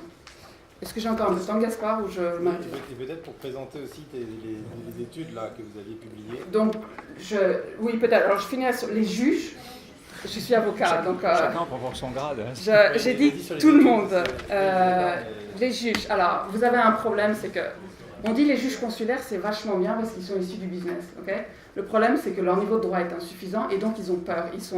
Du coup, ils vont être parfois sous influence, par exemple l'administrateur judiciaire si vous avez un dossier de faillite, parce qu'ils ne sont pas confortables. Et il faut être conscient que la procédure, c'est quelque chose de très sérieux, c'est dur, et que malheureusement, et malgré tous les efforts, notamment du tribunal de commerce de Paris, pour celui que je connais le mieux, ça reste insuffisant, mais vraiment insuffisamment, par rapport à un juge anglais. Un juge anglais, il a été 30 ans avocat. Donc on parle beaucoup de l'attractivité de la place de Paris. Si vous lisez l'opinion, vous verrez que j'ai même fait un petit article dedans qui s'appelle « Le Big Bang attendu ». Mais c'est important de comprendre que le juge consulaire, même s'il a une emprise avec la réalité, il a un problème. Le magistrat en cours d'appel, pour ce qui est la partie commerciale, il a le problème inverse, c'est-à-dire qu'il connaît très bien le droit. Le problème, c'est qu'il n'a pas une vision macro des décisions qu'il rend. C'est-à-dire qu'il a une vision essentiellement micro au niveau de l'entreprise.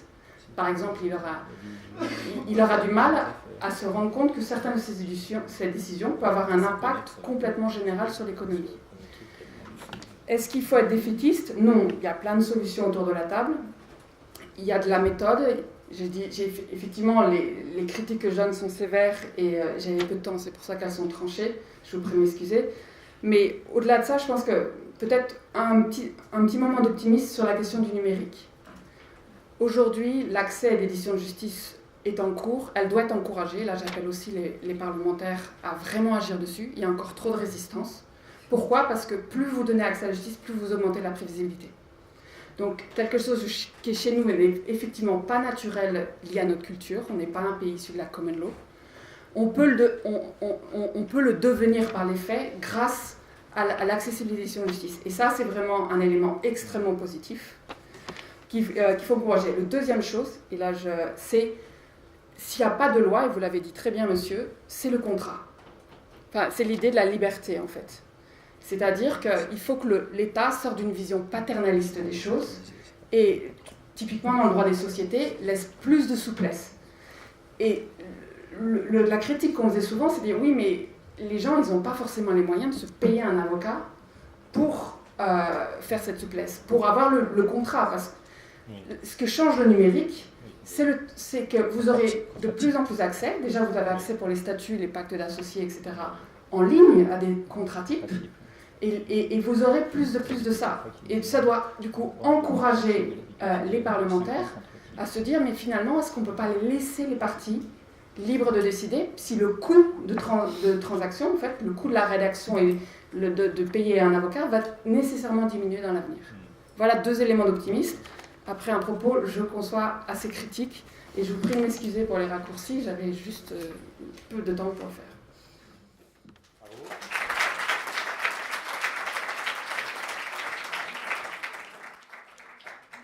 Critique, mais parfaitement dans les temps. Je me tourne maintenant vers Guillaume Poitrinal, parce que Guillaume Poitrinal a l'avantage d'avoir déjà bien baroudé dans le milieu complexe de la simplification. Et donc j'aimerais entendre son expérience, que je crois nuancée, de ce qu'on a déjà fait, et à la lumière de cette expérience, de ce qu'il faudrait faire, et de ce que nous proposons. Merci. D'abord, c'est intéressant, parce que comme on est dans un réservoir de pensée, je trouvais que c'était intéressant peut-être de commencer par votre proposition, et pourquoi je trouve que votre proposition est à la fois formidable, de pertinence, et à la fois totalement irréaliste. C'est juste mon expérience de la justice en France, quoi. C'est pour faire extrêmement simple. Vous savez, quand j'ai parlé beaucoup au pouvoir administratif, au pouvoir politique, pour savoir pourquoi la France était si compliquée. En fait, vous avez un espèce de jeu dans la production de la loi qui est un jeu à 3 joueurs ou 4 joueurs. Vous avez les politiques qui disent « j'arrive, je suis ministre, je veux une loi ». Vous avez ensuite le pouvoir administratif qui dit mais en fait il faut une loi quand même très très écrite et très très détaillée. Quand vous dites mais pourquoi monsieur le pouvoir administratif voulez une loi aussi détaillée, il dit à cause des juges. Ah bon, pourquoi? Parce que si on n'écrit pas tout, il va y avoir des jurisprudences de travers. Et c'est ça la réalité. Et ces jurisprudences de travers, hélas, on en connaît. Moi je vais vous raconter une histoire, mais vraiment toute bête, en 1 minute. Un jour, vous savez, j'ai dirigé une grosse foncière qui était au CAC 40. Une foncière, ça passe son temps à collecter des loyers auprès des grosses entreprises, ça fait des tours à la Défense, ça les loue. Ça les loue avec des baux longs et avec des loyers qui sont garantis. Les loyers ils sont garantis, il faut qu'ils soient garantis, comme ça permet d'amortir la construction qui, elle, coûte très cher. Est-ce que quelqu'un ne suit pas? Non? On est tous d'accord. Donc vous êtes un gros investisseur, vous allez investir, il faut que vous amortissiez sur 40 ans, donc il faut que le loyer soit à peu près stable. Et puis un jour, un magistrat de la Cour de cassation, la plus haute jurisprudence, a fait une relecture un peu dynamique de ce qu'on appelle le décret de 53. Et il a fait une relecture et il a passé ce qu'on appelle l'arrêt Jésus. Je vous recommande de lire l'arrêt Jésus et surtout, ça ne peut pas s'inventer. Et l'arrêt Jésus, qu'est-ce qu'il a dit ce magistrat? Il a dit, suivant d'ailleurs des textes qui avaient été produits à la Cour de cassation, nous vivons dans un monde beaucoup plus libéral qu'on pense. Et donc, à chaque révision triennale, il faut donner aux locataires l'option d'opter pour la mise à valeur de marché du loyer. Et donc, vous avez Total, vous dites Total, tu me payes 15 millions par an, s'il te plaît, pendant 30 ans, et Total vient te revoir au bout de 3 ans en disant c'était 15 millions, mais comme le marché s'est effondré des 2 tiers, je viens te voir et désormais c'est 5 millions.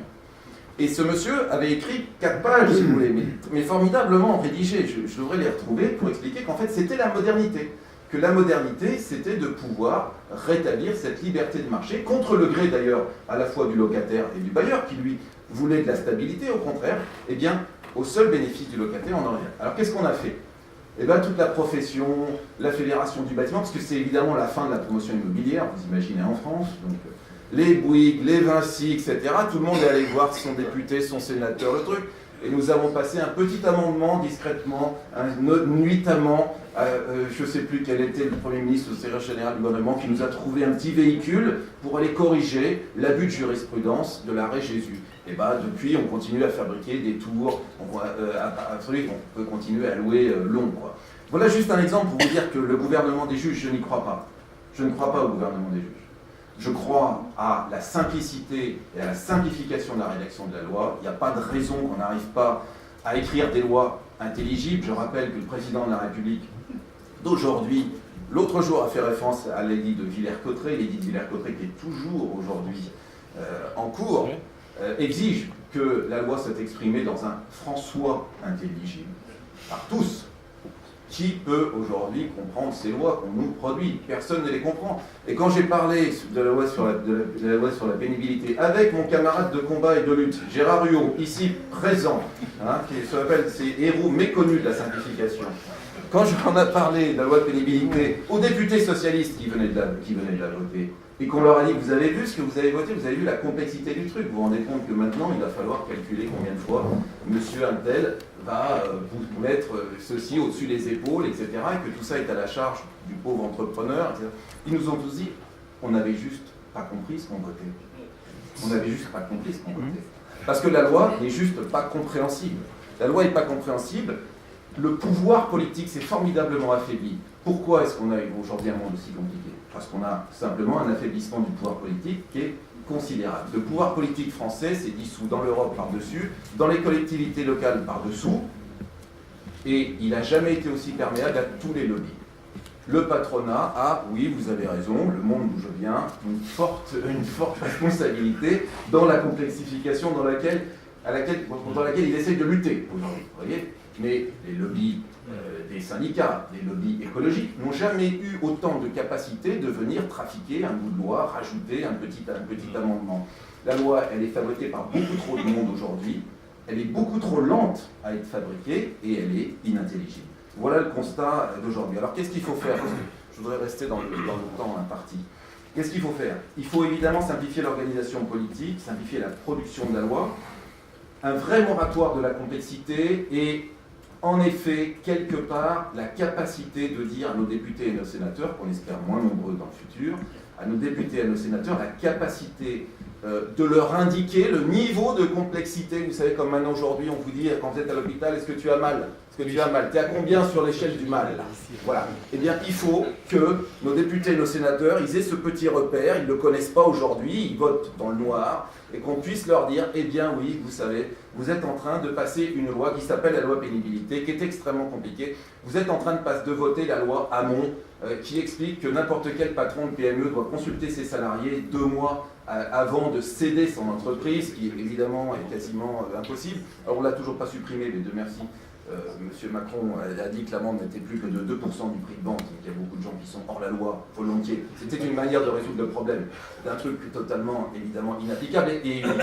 Et il faut que nos députés et nos sénateurs savent et connaissent ce qui se passe à l'étranger. Pourquoi ? Parce que l'entreprise française, elle est aujourd'hui en concurrence avec des tas de pays.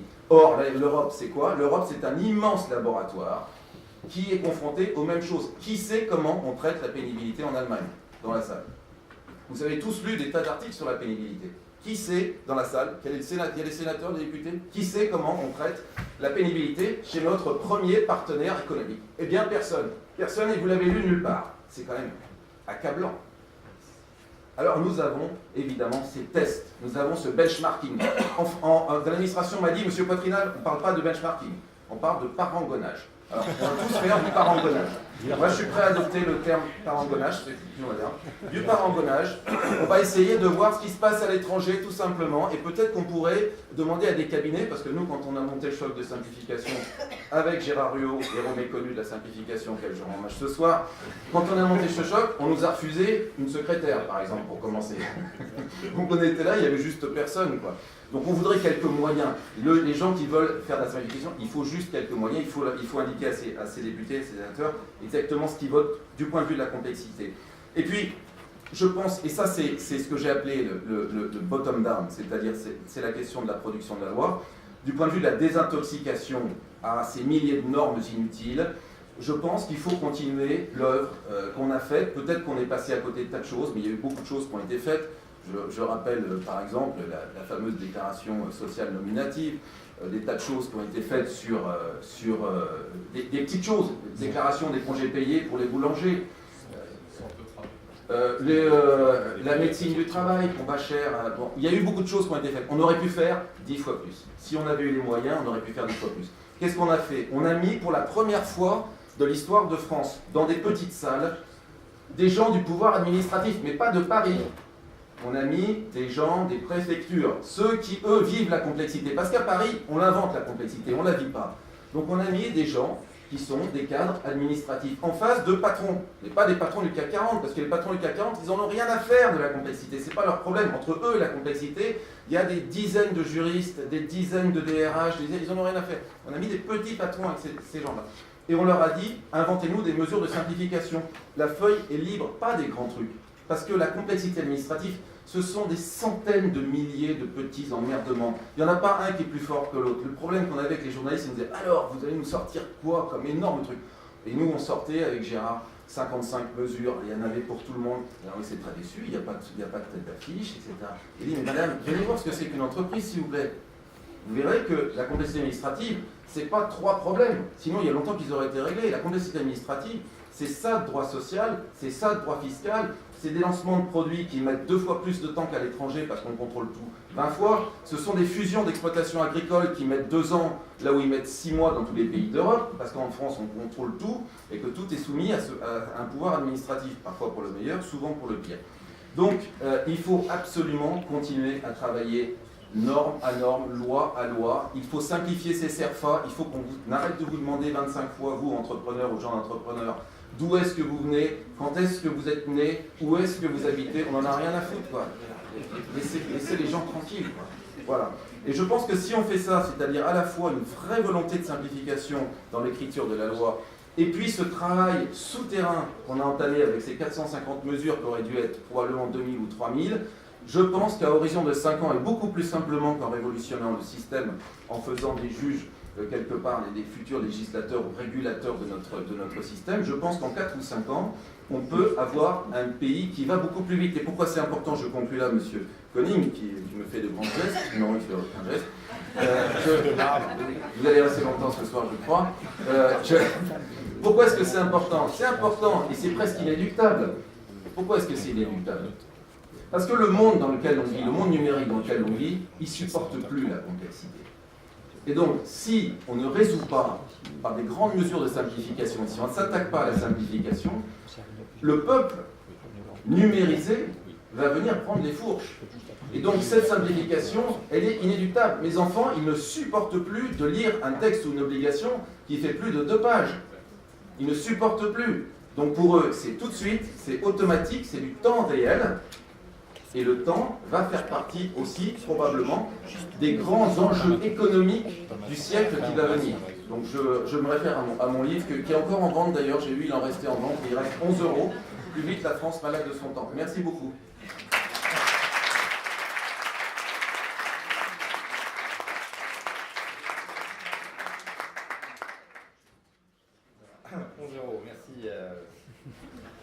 Merci Guillaume, c'est très clair et on voit que finalement tu étais plutôt positif sur l'expérience que tu as vécue. Je pense que si on faisait la même chose en 10 fois plus, 1000 fois plus, 100 000 fois plus de moyens, on arriverait à traiter oui, au moins une partie du stock. Une grande partie. Plus, il y a des secteurs où on a eu interdiction de séjour, la fiscalité et le droit social. Donc, ah oui, la DS2 étant pas mal. On a plein d'exemples. Et maintenant, je me tourne finalement vers Olivier, qui dirige l'Association française de normalisation, qui normalise depuis près d'1 siècle. Oui, enfin 90 ans. J'aimerais lui poser aussi une question qui est comment pourrait-on expérimenter l'approche de Jean-Ludovic Silicani? Alors déjà, premier point, merci pour cette aimable invitation. On a été très honorés et on me suis libéré. On est effectivement dans cette notion de droit décentralisé qu'évoquait M. Silicani, premier point. Alors nous aussi, on est un peu interdit de séjour dans la partie sociale et fiscale, ça ne nous empêche pas de dormir, et on est plus dans des aspects extrêmement techniques. Alors on est un peu révolutionnaire d'abord, parce que Boris Vian a été collaborateur d'AFNOR, tout le monde ne le sait pas. Il voulait normaliser des choses bizarres. Je vous renvoie, je préfère, comme ça reste la bonne loi, ne pas dire de quoi il s'agissait.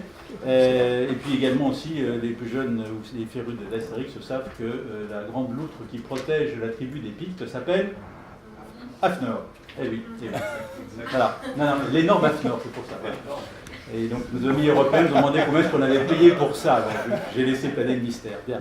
Il faut savoir que si vous allez du côté de Thessalonique, il y a un excellent musée, je vous le recommande, et dedans vous commencez à voir l'origine des normes.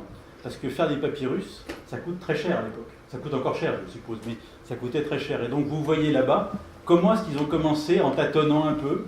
Ils ont dû se concerter, il y a dû avoir les préfets de l'époque, dont je blague, les industriels de l'époque, dont je blague aussi, qui se sont tous dit, faire des papyrus c'est compliqué, donc autant ne pas gâcher la marchandise.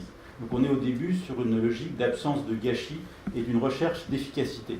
Alors maintenant, nous aussi, on vient de publier un livre, je me sens un peu obligé, donc si vous avez un cadeau pour la fête des pères, des grands-pères, des grands-mères, ça s'appelle 30 normes qui ont changé le monde et votre quotidien. Et plusieurs personnes l'ont dit, c'est pas si mal fait que ça, donc ça doit être intéressant. Dedans, on va vous expliquer des choses comme le GSM. Le GSM, c'est une norme européenne qui après a été exportée au plan mondial, qui fait que n'importe qui peut téléphoner à n'importe qui. Enfin, ceux qui ont quelque chose de conforme à cette norme-là. Le format A4, les plus anciens d'entre nous se souviennent du 21-27 peut-être, et puis les plus jeunes ne connaissent que le 21-29-7. Il y a un rapport de racine de 2 sur 2, parce qu'on peut faire des réductions. entre les deux. Et à 0, c'est 1 mètre carré. Donc voilà, comme ça, pour votre prochain dîner en ville, vous savez comment gagner les paris. Les containers au départ, c'était des tonneaux. Vous regardez les photos des bateaux au début, c'était des tonneaux. Tonneaux, c'est facile à rouler, mais par contre, en termes de manutention, c'est épouvantable, sans compter les accidents. Maintenant, on est passé, grâce à M. McLean, deuxième pari pour gagner des paris pour des dîners en ville, et M. McLean a fait don, bien que ce soit un Écossais, il a fait don de son brevet au plan international, et c'est comme ça que les containers sont devenus ce qu'ils sont. Et qu'il y a partout, c'est plus si vous avez ce produit, un camion vous l'a apporté, c'est si vous avez ce produit, un container à la transporter. Donc ce sont des points qui me paraissent assez importants à avoir en tête. Donc on est dans ces logiques-là. Donc on est fournisseur, on est proposeur de règles du jeu, mais communément acceptées et librement consenties. Et ça, je crois que c'est un point tout à fait essentiel. On essaie de se positionner sur la réduction de risque, parce que c'est quelque chose aussi. Le risque de la transaction, je commande 100, et déjà si on n'a pas le même système, si je commande 100 mètres et que j'ai 100 pieds, quelque part, alors si c'est 100 miles, ça va, mais si c'est 100 pieds, c'est pas tout à fait la même chose. Donc le fait de partager un langage technique, de partager un système métrique par exemple. Vous avez par exemple des sondes interstellaires qui ont été perdues parce qu'il y avait des petits problèmes là-dessus. Je vous renvoie sur le site de la NASA, c'est passionnant. Ça s'appelle Mars, c'est pas Pathfinder, c'était juste avant. Et donc quelqu'un envoie une poussée en kilogrammes mètre seconde, moins 2, et en fait il reçoit une poussée en système impérial. Alors évidemment, il y a un petit problème, mais la sonde a été perdue, donc ils ont fait une analyse. Je vous renvoie au site de la NASA, c'est passionnant. Bon, je pense que, comme le recommandait M. Silicani, dans un monde très complexe, alors De Gaulle disait « j'allais vers un monde compliqué avec des idées simples hein. ». Je pense que si vous regardez la place de l'étoile, dont nous ne sommes pas si loin, bon, on dit Charles de Gaulle et la place de l'étoile, c'est normal, c'est associé, mais c'est une règle très simple. La complexité de la circulation est effroyable, il y a une règle simple, je regarde à droite. À droite, c'est tout. Je me fous de la gauche. Aucune connaissance politique. Si c'était en Angleterre, ce serait l'inverse. Hein. Bon, etc. Il faut des systèmes simples. Et la vertu du système proposé par M. Silicani est d'être simple. Donc ça, je crois que c'est un point, c'est un critère tout à fait important. Alors, je vais proposer une autre règle simple, qui n'est pas brevetée par moi parce que je l'ai vue ailleurs. C'est par exemple interdire à l'avenir qu'un ministre puisse donner son nom à une loi.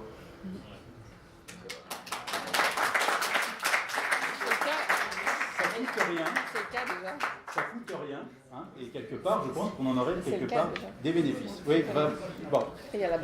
Et donc, en tout cas, nous, notre fonds de commerce, c'est d'insister sur la légitimité procédurale. Ça a été évoqué par M. Silicani, on est à fond dans la légitimité procédurale.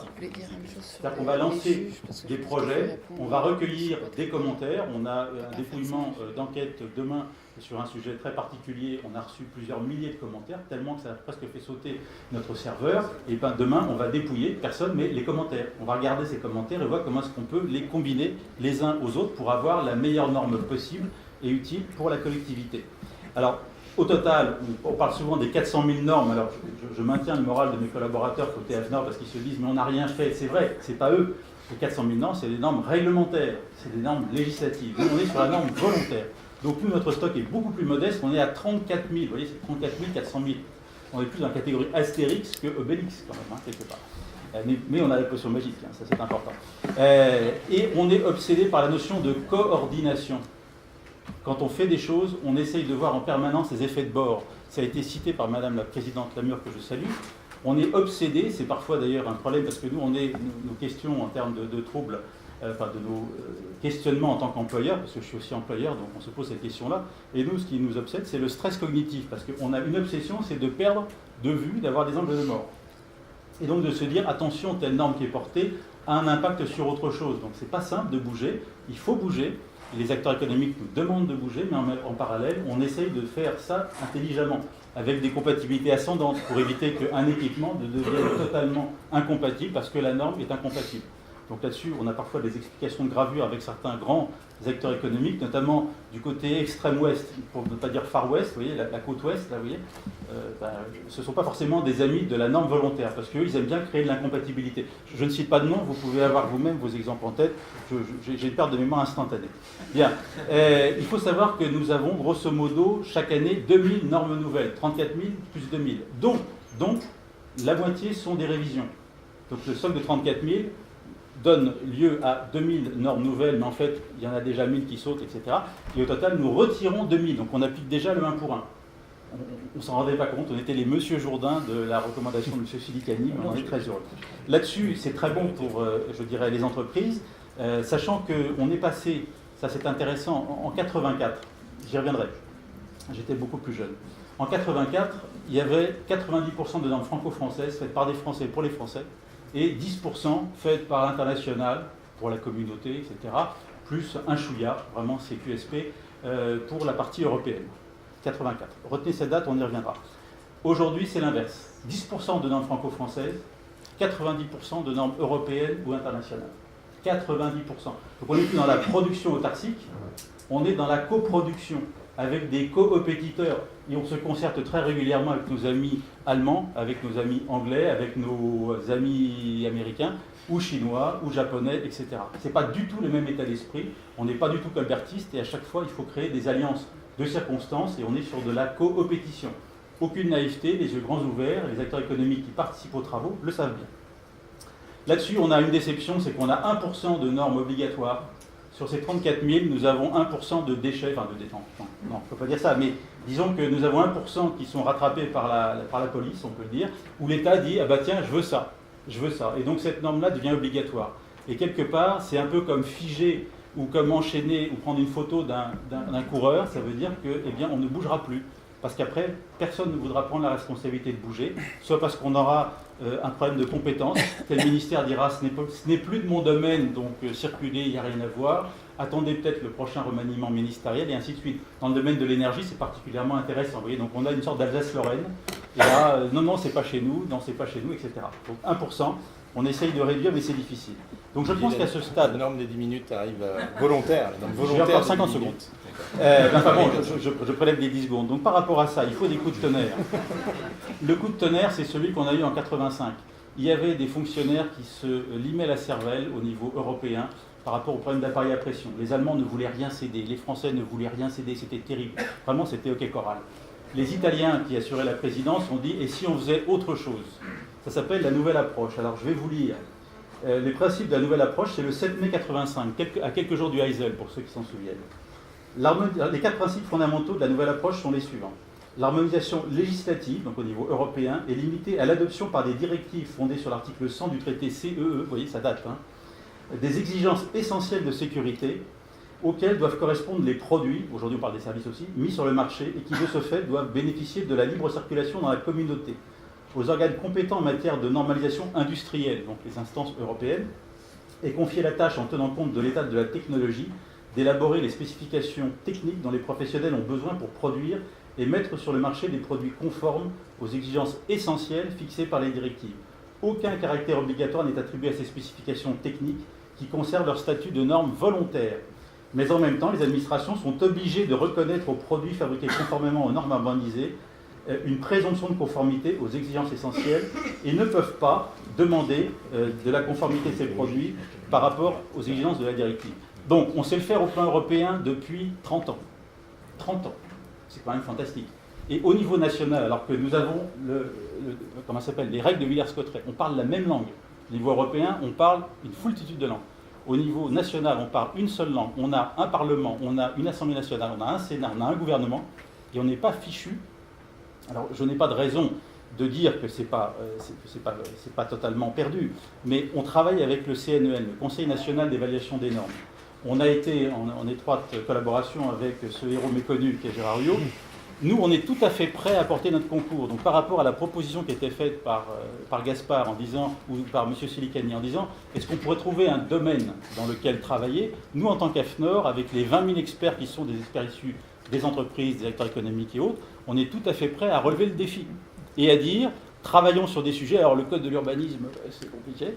Moi, je pense que comme c'est un sujet sportif, la question du sport, et il y a le 13 juillet prochain, il y a une réunion au Sénat sur la question des normes sportives, que ce soit sur ce sujet ou sur un autre, en tant qu'AFNOR, on sera tout à fait désireux, et on fera avec nos modestes moyens, mais surtout avec toutes les compétences des 20 000 experts, pour essayer d'apporter des solutions modernes, car, et c'est ma conclusion, moi je souligne et je salue le travail de M. Silicani. Je pense que si enfin, en France, on arrête de penser qu'on est plus intelligent que toute la planète réunie, et qu'on se dit que finalement faire des transpositions au cordeau, et s'impliquer sur le jeu normatif volontaire européen ou international, ce sera à mon avis beaucoup plus efficace que d'avoir une politique de l'autruche. Merci.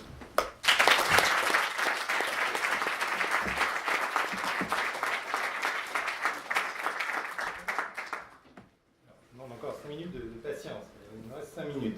Dans ces 5 minutes, j'aimerais qu'on prenne une pour Sophie et une pour Jean-Ludovic, qui voudrait parler très précisément du rôle du juge, puisqu'on a compris que c'était le reproche essentiel adressé par Guillaume Poitevin, mais dont on avait entendu également Karine Charbonnier nous parler. Non, juste rapidement, dans une économie, la plupart du temps, les parties sont libres de contracter ou pas.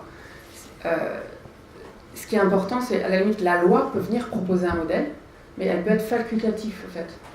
Et les parties doivent être davantage, je pense par exemple à l'organisation de la société, une société en général, à travers les statuts, à travers... Donc, ce n'est possible, et là où je rejoins Guillaume Poitevin qui a peur des juges, c'est qu'il faut que les juges soient mieux formés et qu'ils aient une expérience, à mon sens, du privé avant de devenir juge, mais aussi une véritable expérience juridique. C'est pour ça que là, je reviens sur ce que j'ai dit, sur les juges consulaires et les magistrats professionnels. Je pense que ni l'une ni l'autre est la bonne solution. Mais je pense que c'est impossible aujourd'hui de ne pas s'appuyer sur des juges, parce que le juge, c'est celui qui doit respecter le contrat, et le contrat, c'est la liberté. Voilà. Merci.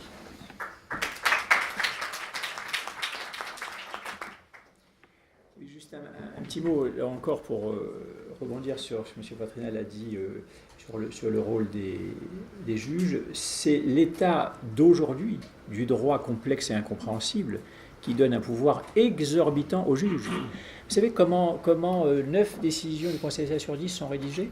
Ça commence par considérant qu'en prévoyant, après on cite 5 lignes de la loi, personne ne comprend ce que ça veut dire. Mais vraiment, on s'est arraché les cheveux pendant une journée pour dire mais qu'a entendu dire le législateur ou le pouvoir réglementaire si c'est un texte réglementaire. Donc on expose, considérant qu'en prévoyant que, ouvrez les guillemets, on cite 10 lignes de loi, 15 lignes de décret, voilà. Le législateur a entendu et on dit ce qu'on veut dire. On dit en une phrase compréhensible par tout le monde, les 15 lignes strictement. Donc c'est l'état d'aujourd'hui du droit incompréhensible qui donne un pouvoir exorbitant au juge. Et que si vous avez un droit clair, énonçant des principes compréhensibles par tout élève de collège, je vous disais tout à l'heure, voilà, c'est pas besoin d'avoir même sur le baccalauréat, des droits qui sont aussi simples que les 17 articles de la Déclaration des droits de l'homme et du citoyen de 1789, sur laquelle le Conseil constitutionnel a fait toute sa jurisprudence. 17 principes énoncés en 1789, qui sont toujours valables. 90% de la jurisprudence constitutionnelle, c'est l'interprétation de ces 17 principes. Et donc, si vous avez un domaine législatif qui est ramené à 10% en quantité de ce qu'il est et qui n'énonce que des principes fondamentaux parfaitement intelligibles, aucun juge ne pourra dire le contraire de ces principes. Et après, il devra les préciser dans l'espace qui est libre entre ces principes généraux dictés par le législateur, un cadre réglementaire qui précise un petit peu les modalités, et un espace de droit décentralisé qui peut être obligatoire ou facultatif. Obligatoire, c'est pour des décisions qui s'imposent, facultatif quand c'est de l'autorégulation, quand c'est de la normalisation. Et après, il faut un juge, il faut toujours un juge. La démocratie, c'est qu'in fine, s'il y a un désaccord, il y a un juge pour trancher. Alors, il peut le faire de 1000 façons, et ça implique évidemment, c'est ce que j'ai écrit en une dizaine de lignes dans mon papier, que les juges, devant faire ça, aient des formations tout à fait différentes, des parcours professionnels qui fassent qu'ils ont exercé obligatoirement dans des activités autres que la justice, et qu'ils aient des effectifs suffisants, ils sont déplorablement insuffisants aujourd'hui, et puis qu'ils soient peut-être payés correctement, parce que si on veut avoir des bons professionnels, ça se trouve pas sur les sabots d'un cheval, il faut payer les gens correctement.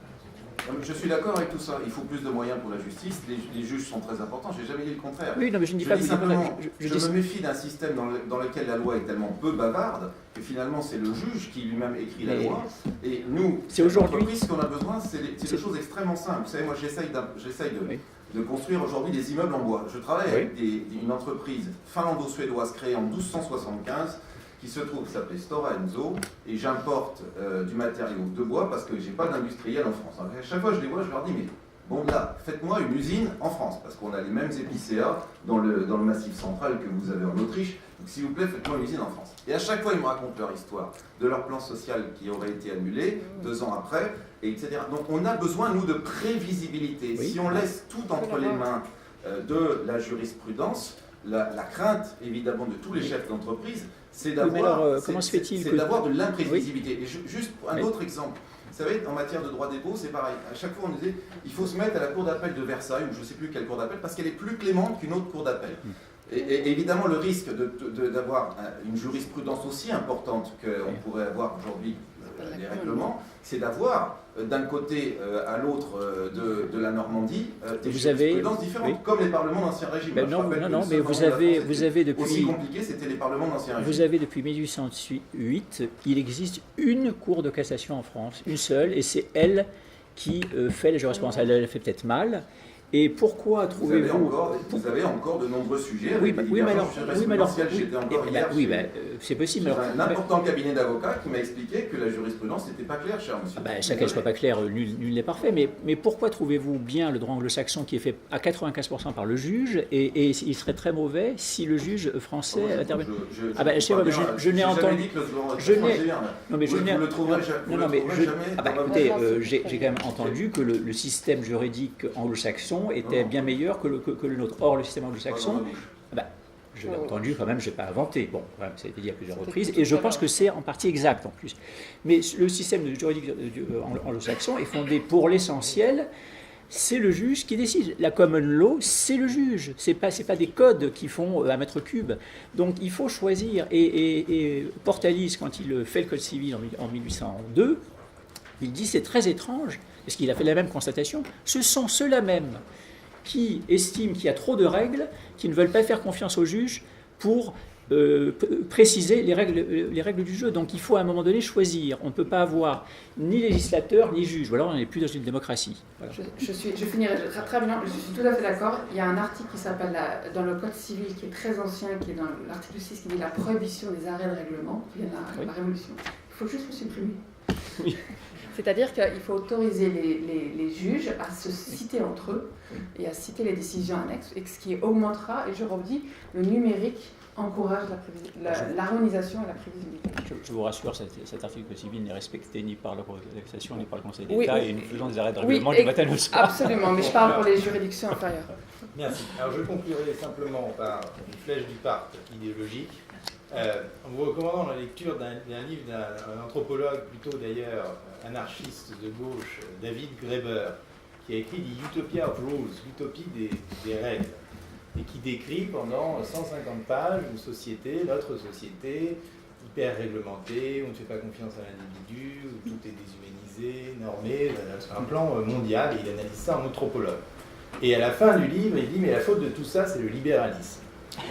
Alors, tout d'un coup, alors que jusqu'à présent, je disais formidable, nous sommes d'accord, je dis comment tire-t-il cette étrange conclusion? Il dit c'est le libéralisme parce que finalement, c'est un argument très profond, il faut traiter. Il dit c'est le libéralisme parce que finalement, le libéralisme, en nous voulant instituer un marché anonyme et juste, où le lien humain, le lien subjectif disparaît au profit de règles égales pour tous, a institué un univers à la fois sur le plan du secteur public et du secteur privé, en voulant éviter le conflit d'intérêts à tout prix, en voulant éviter en un sens la relation humaine, a instauré un univers ultra normatif. Et je pense que c'est un argument très fort. Et je pense que précisément l'enjeu pour nous, pour certains d'entre nous, qui souhaitons continuer à construire la doctrine et le monde libéral, c'est précisément de trouver des systèmes de droit modernes qui permettent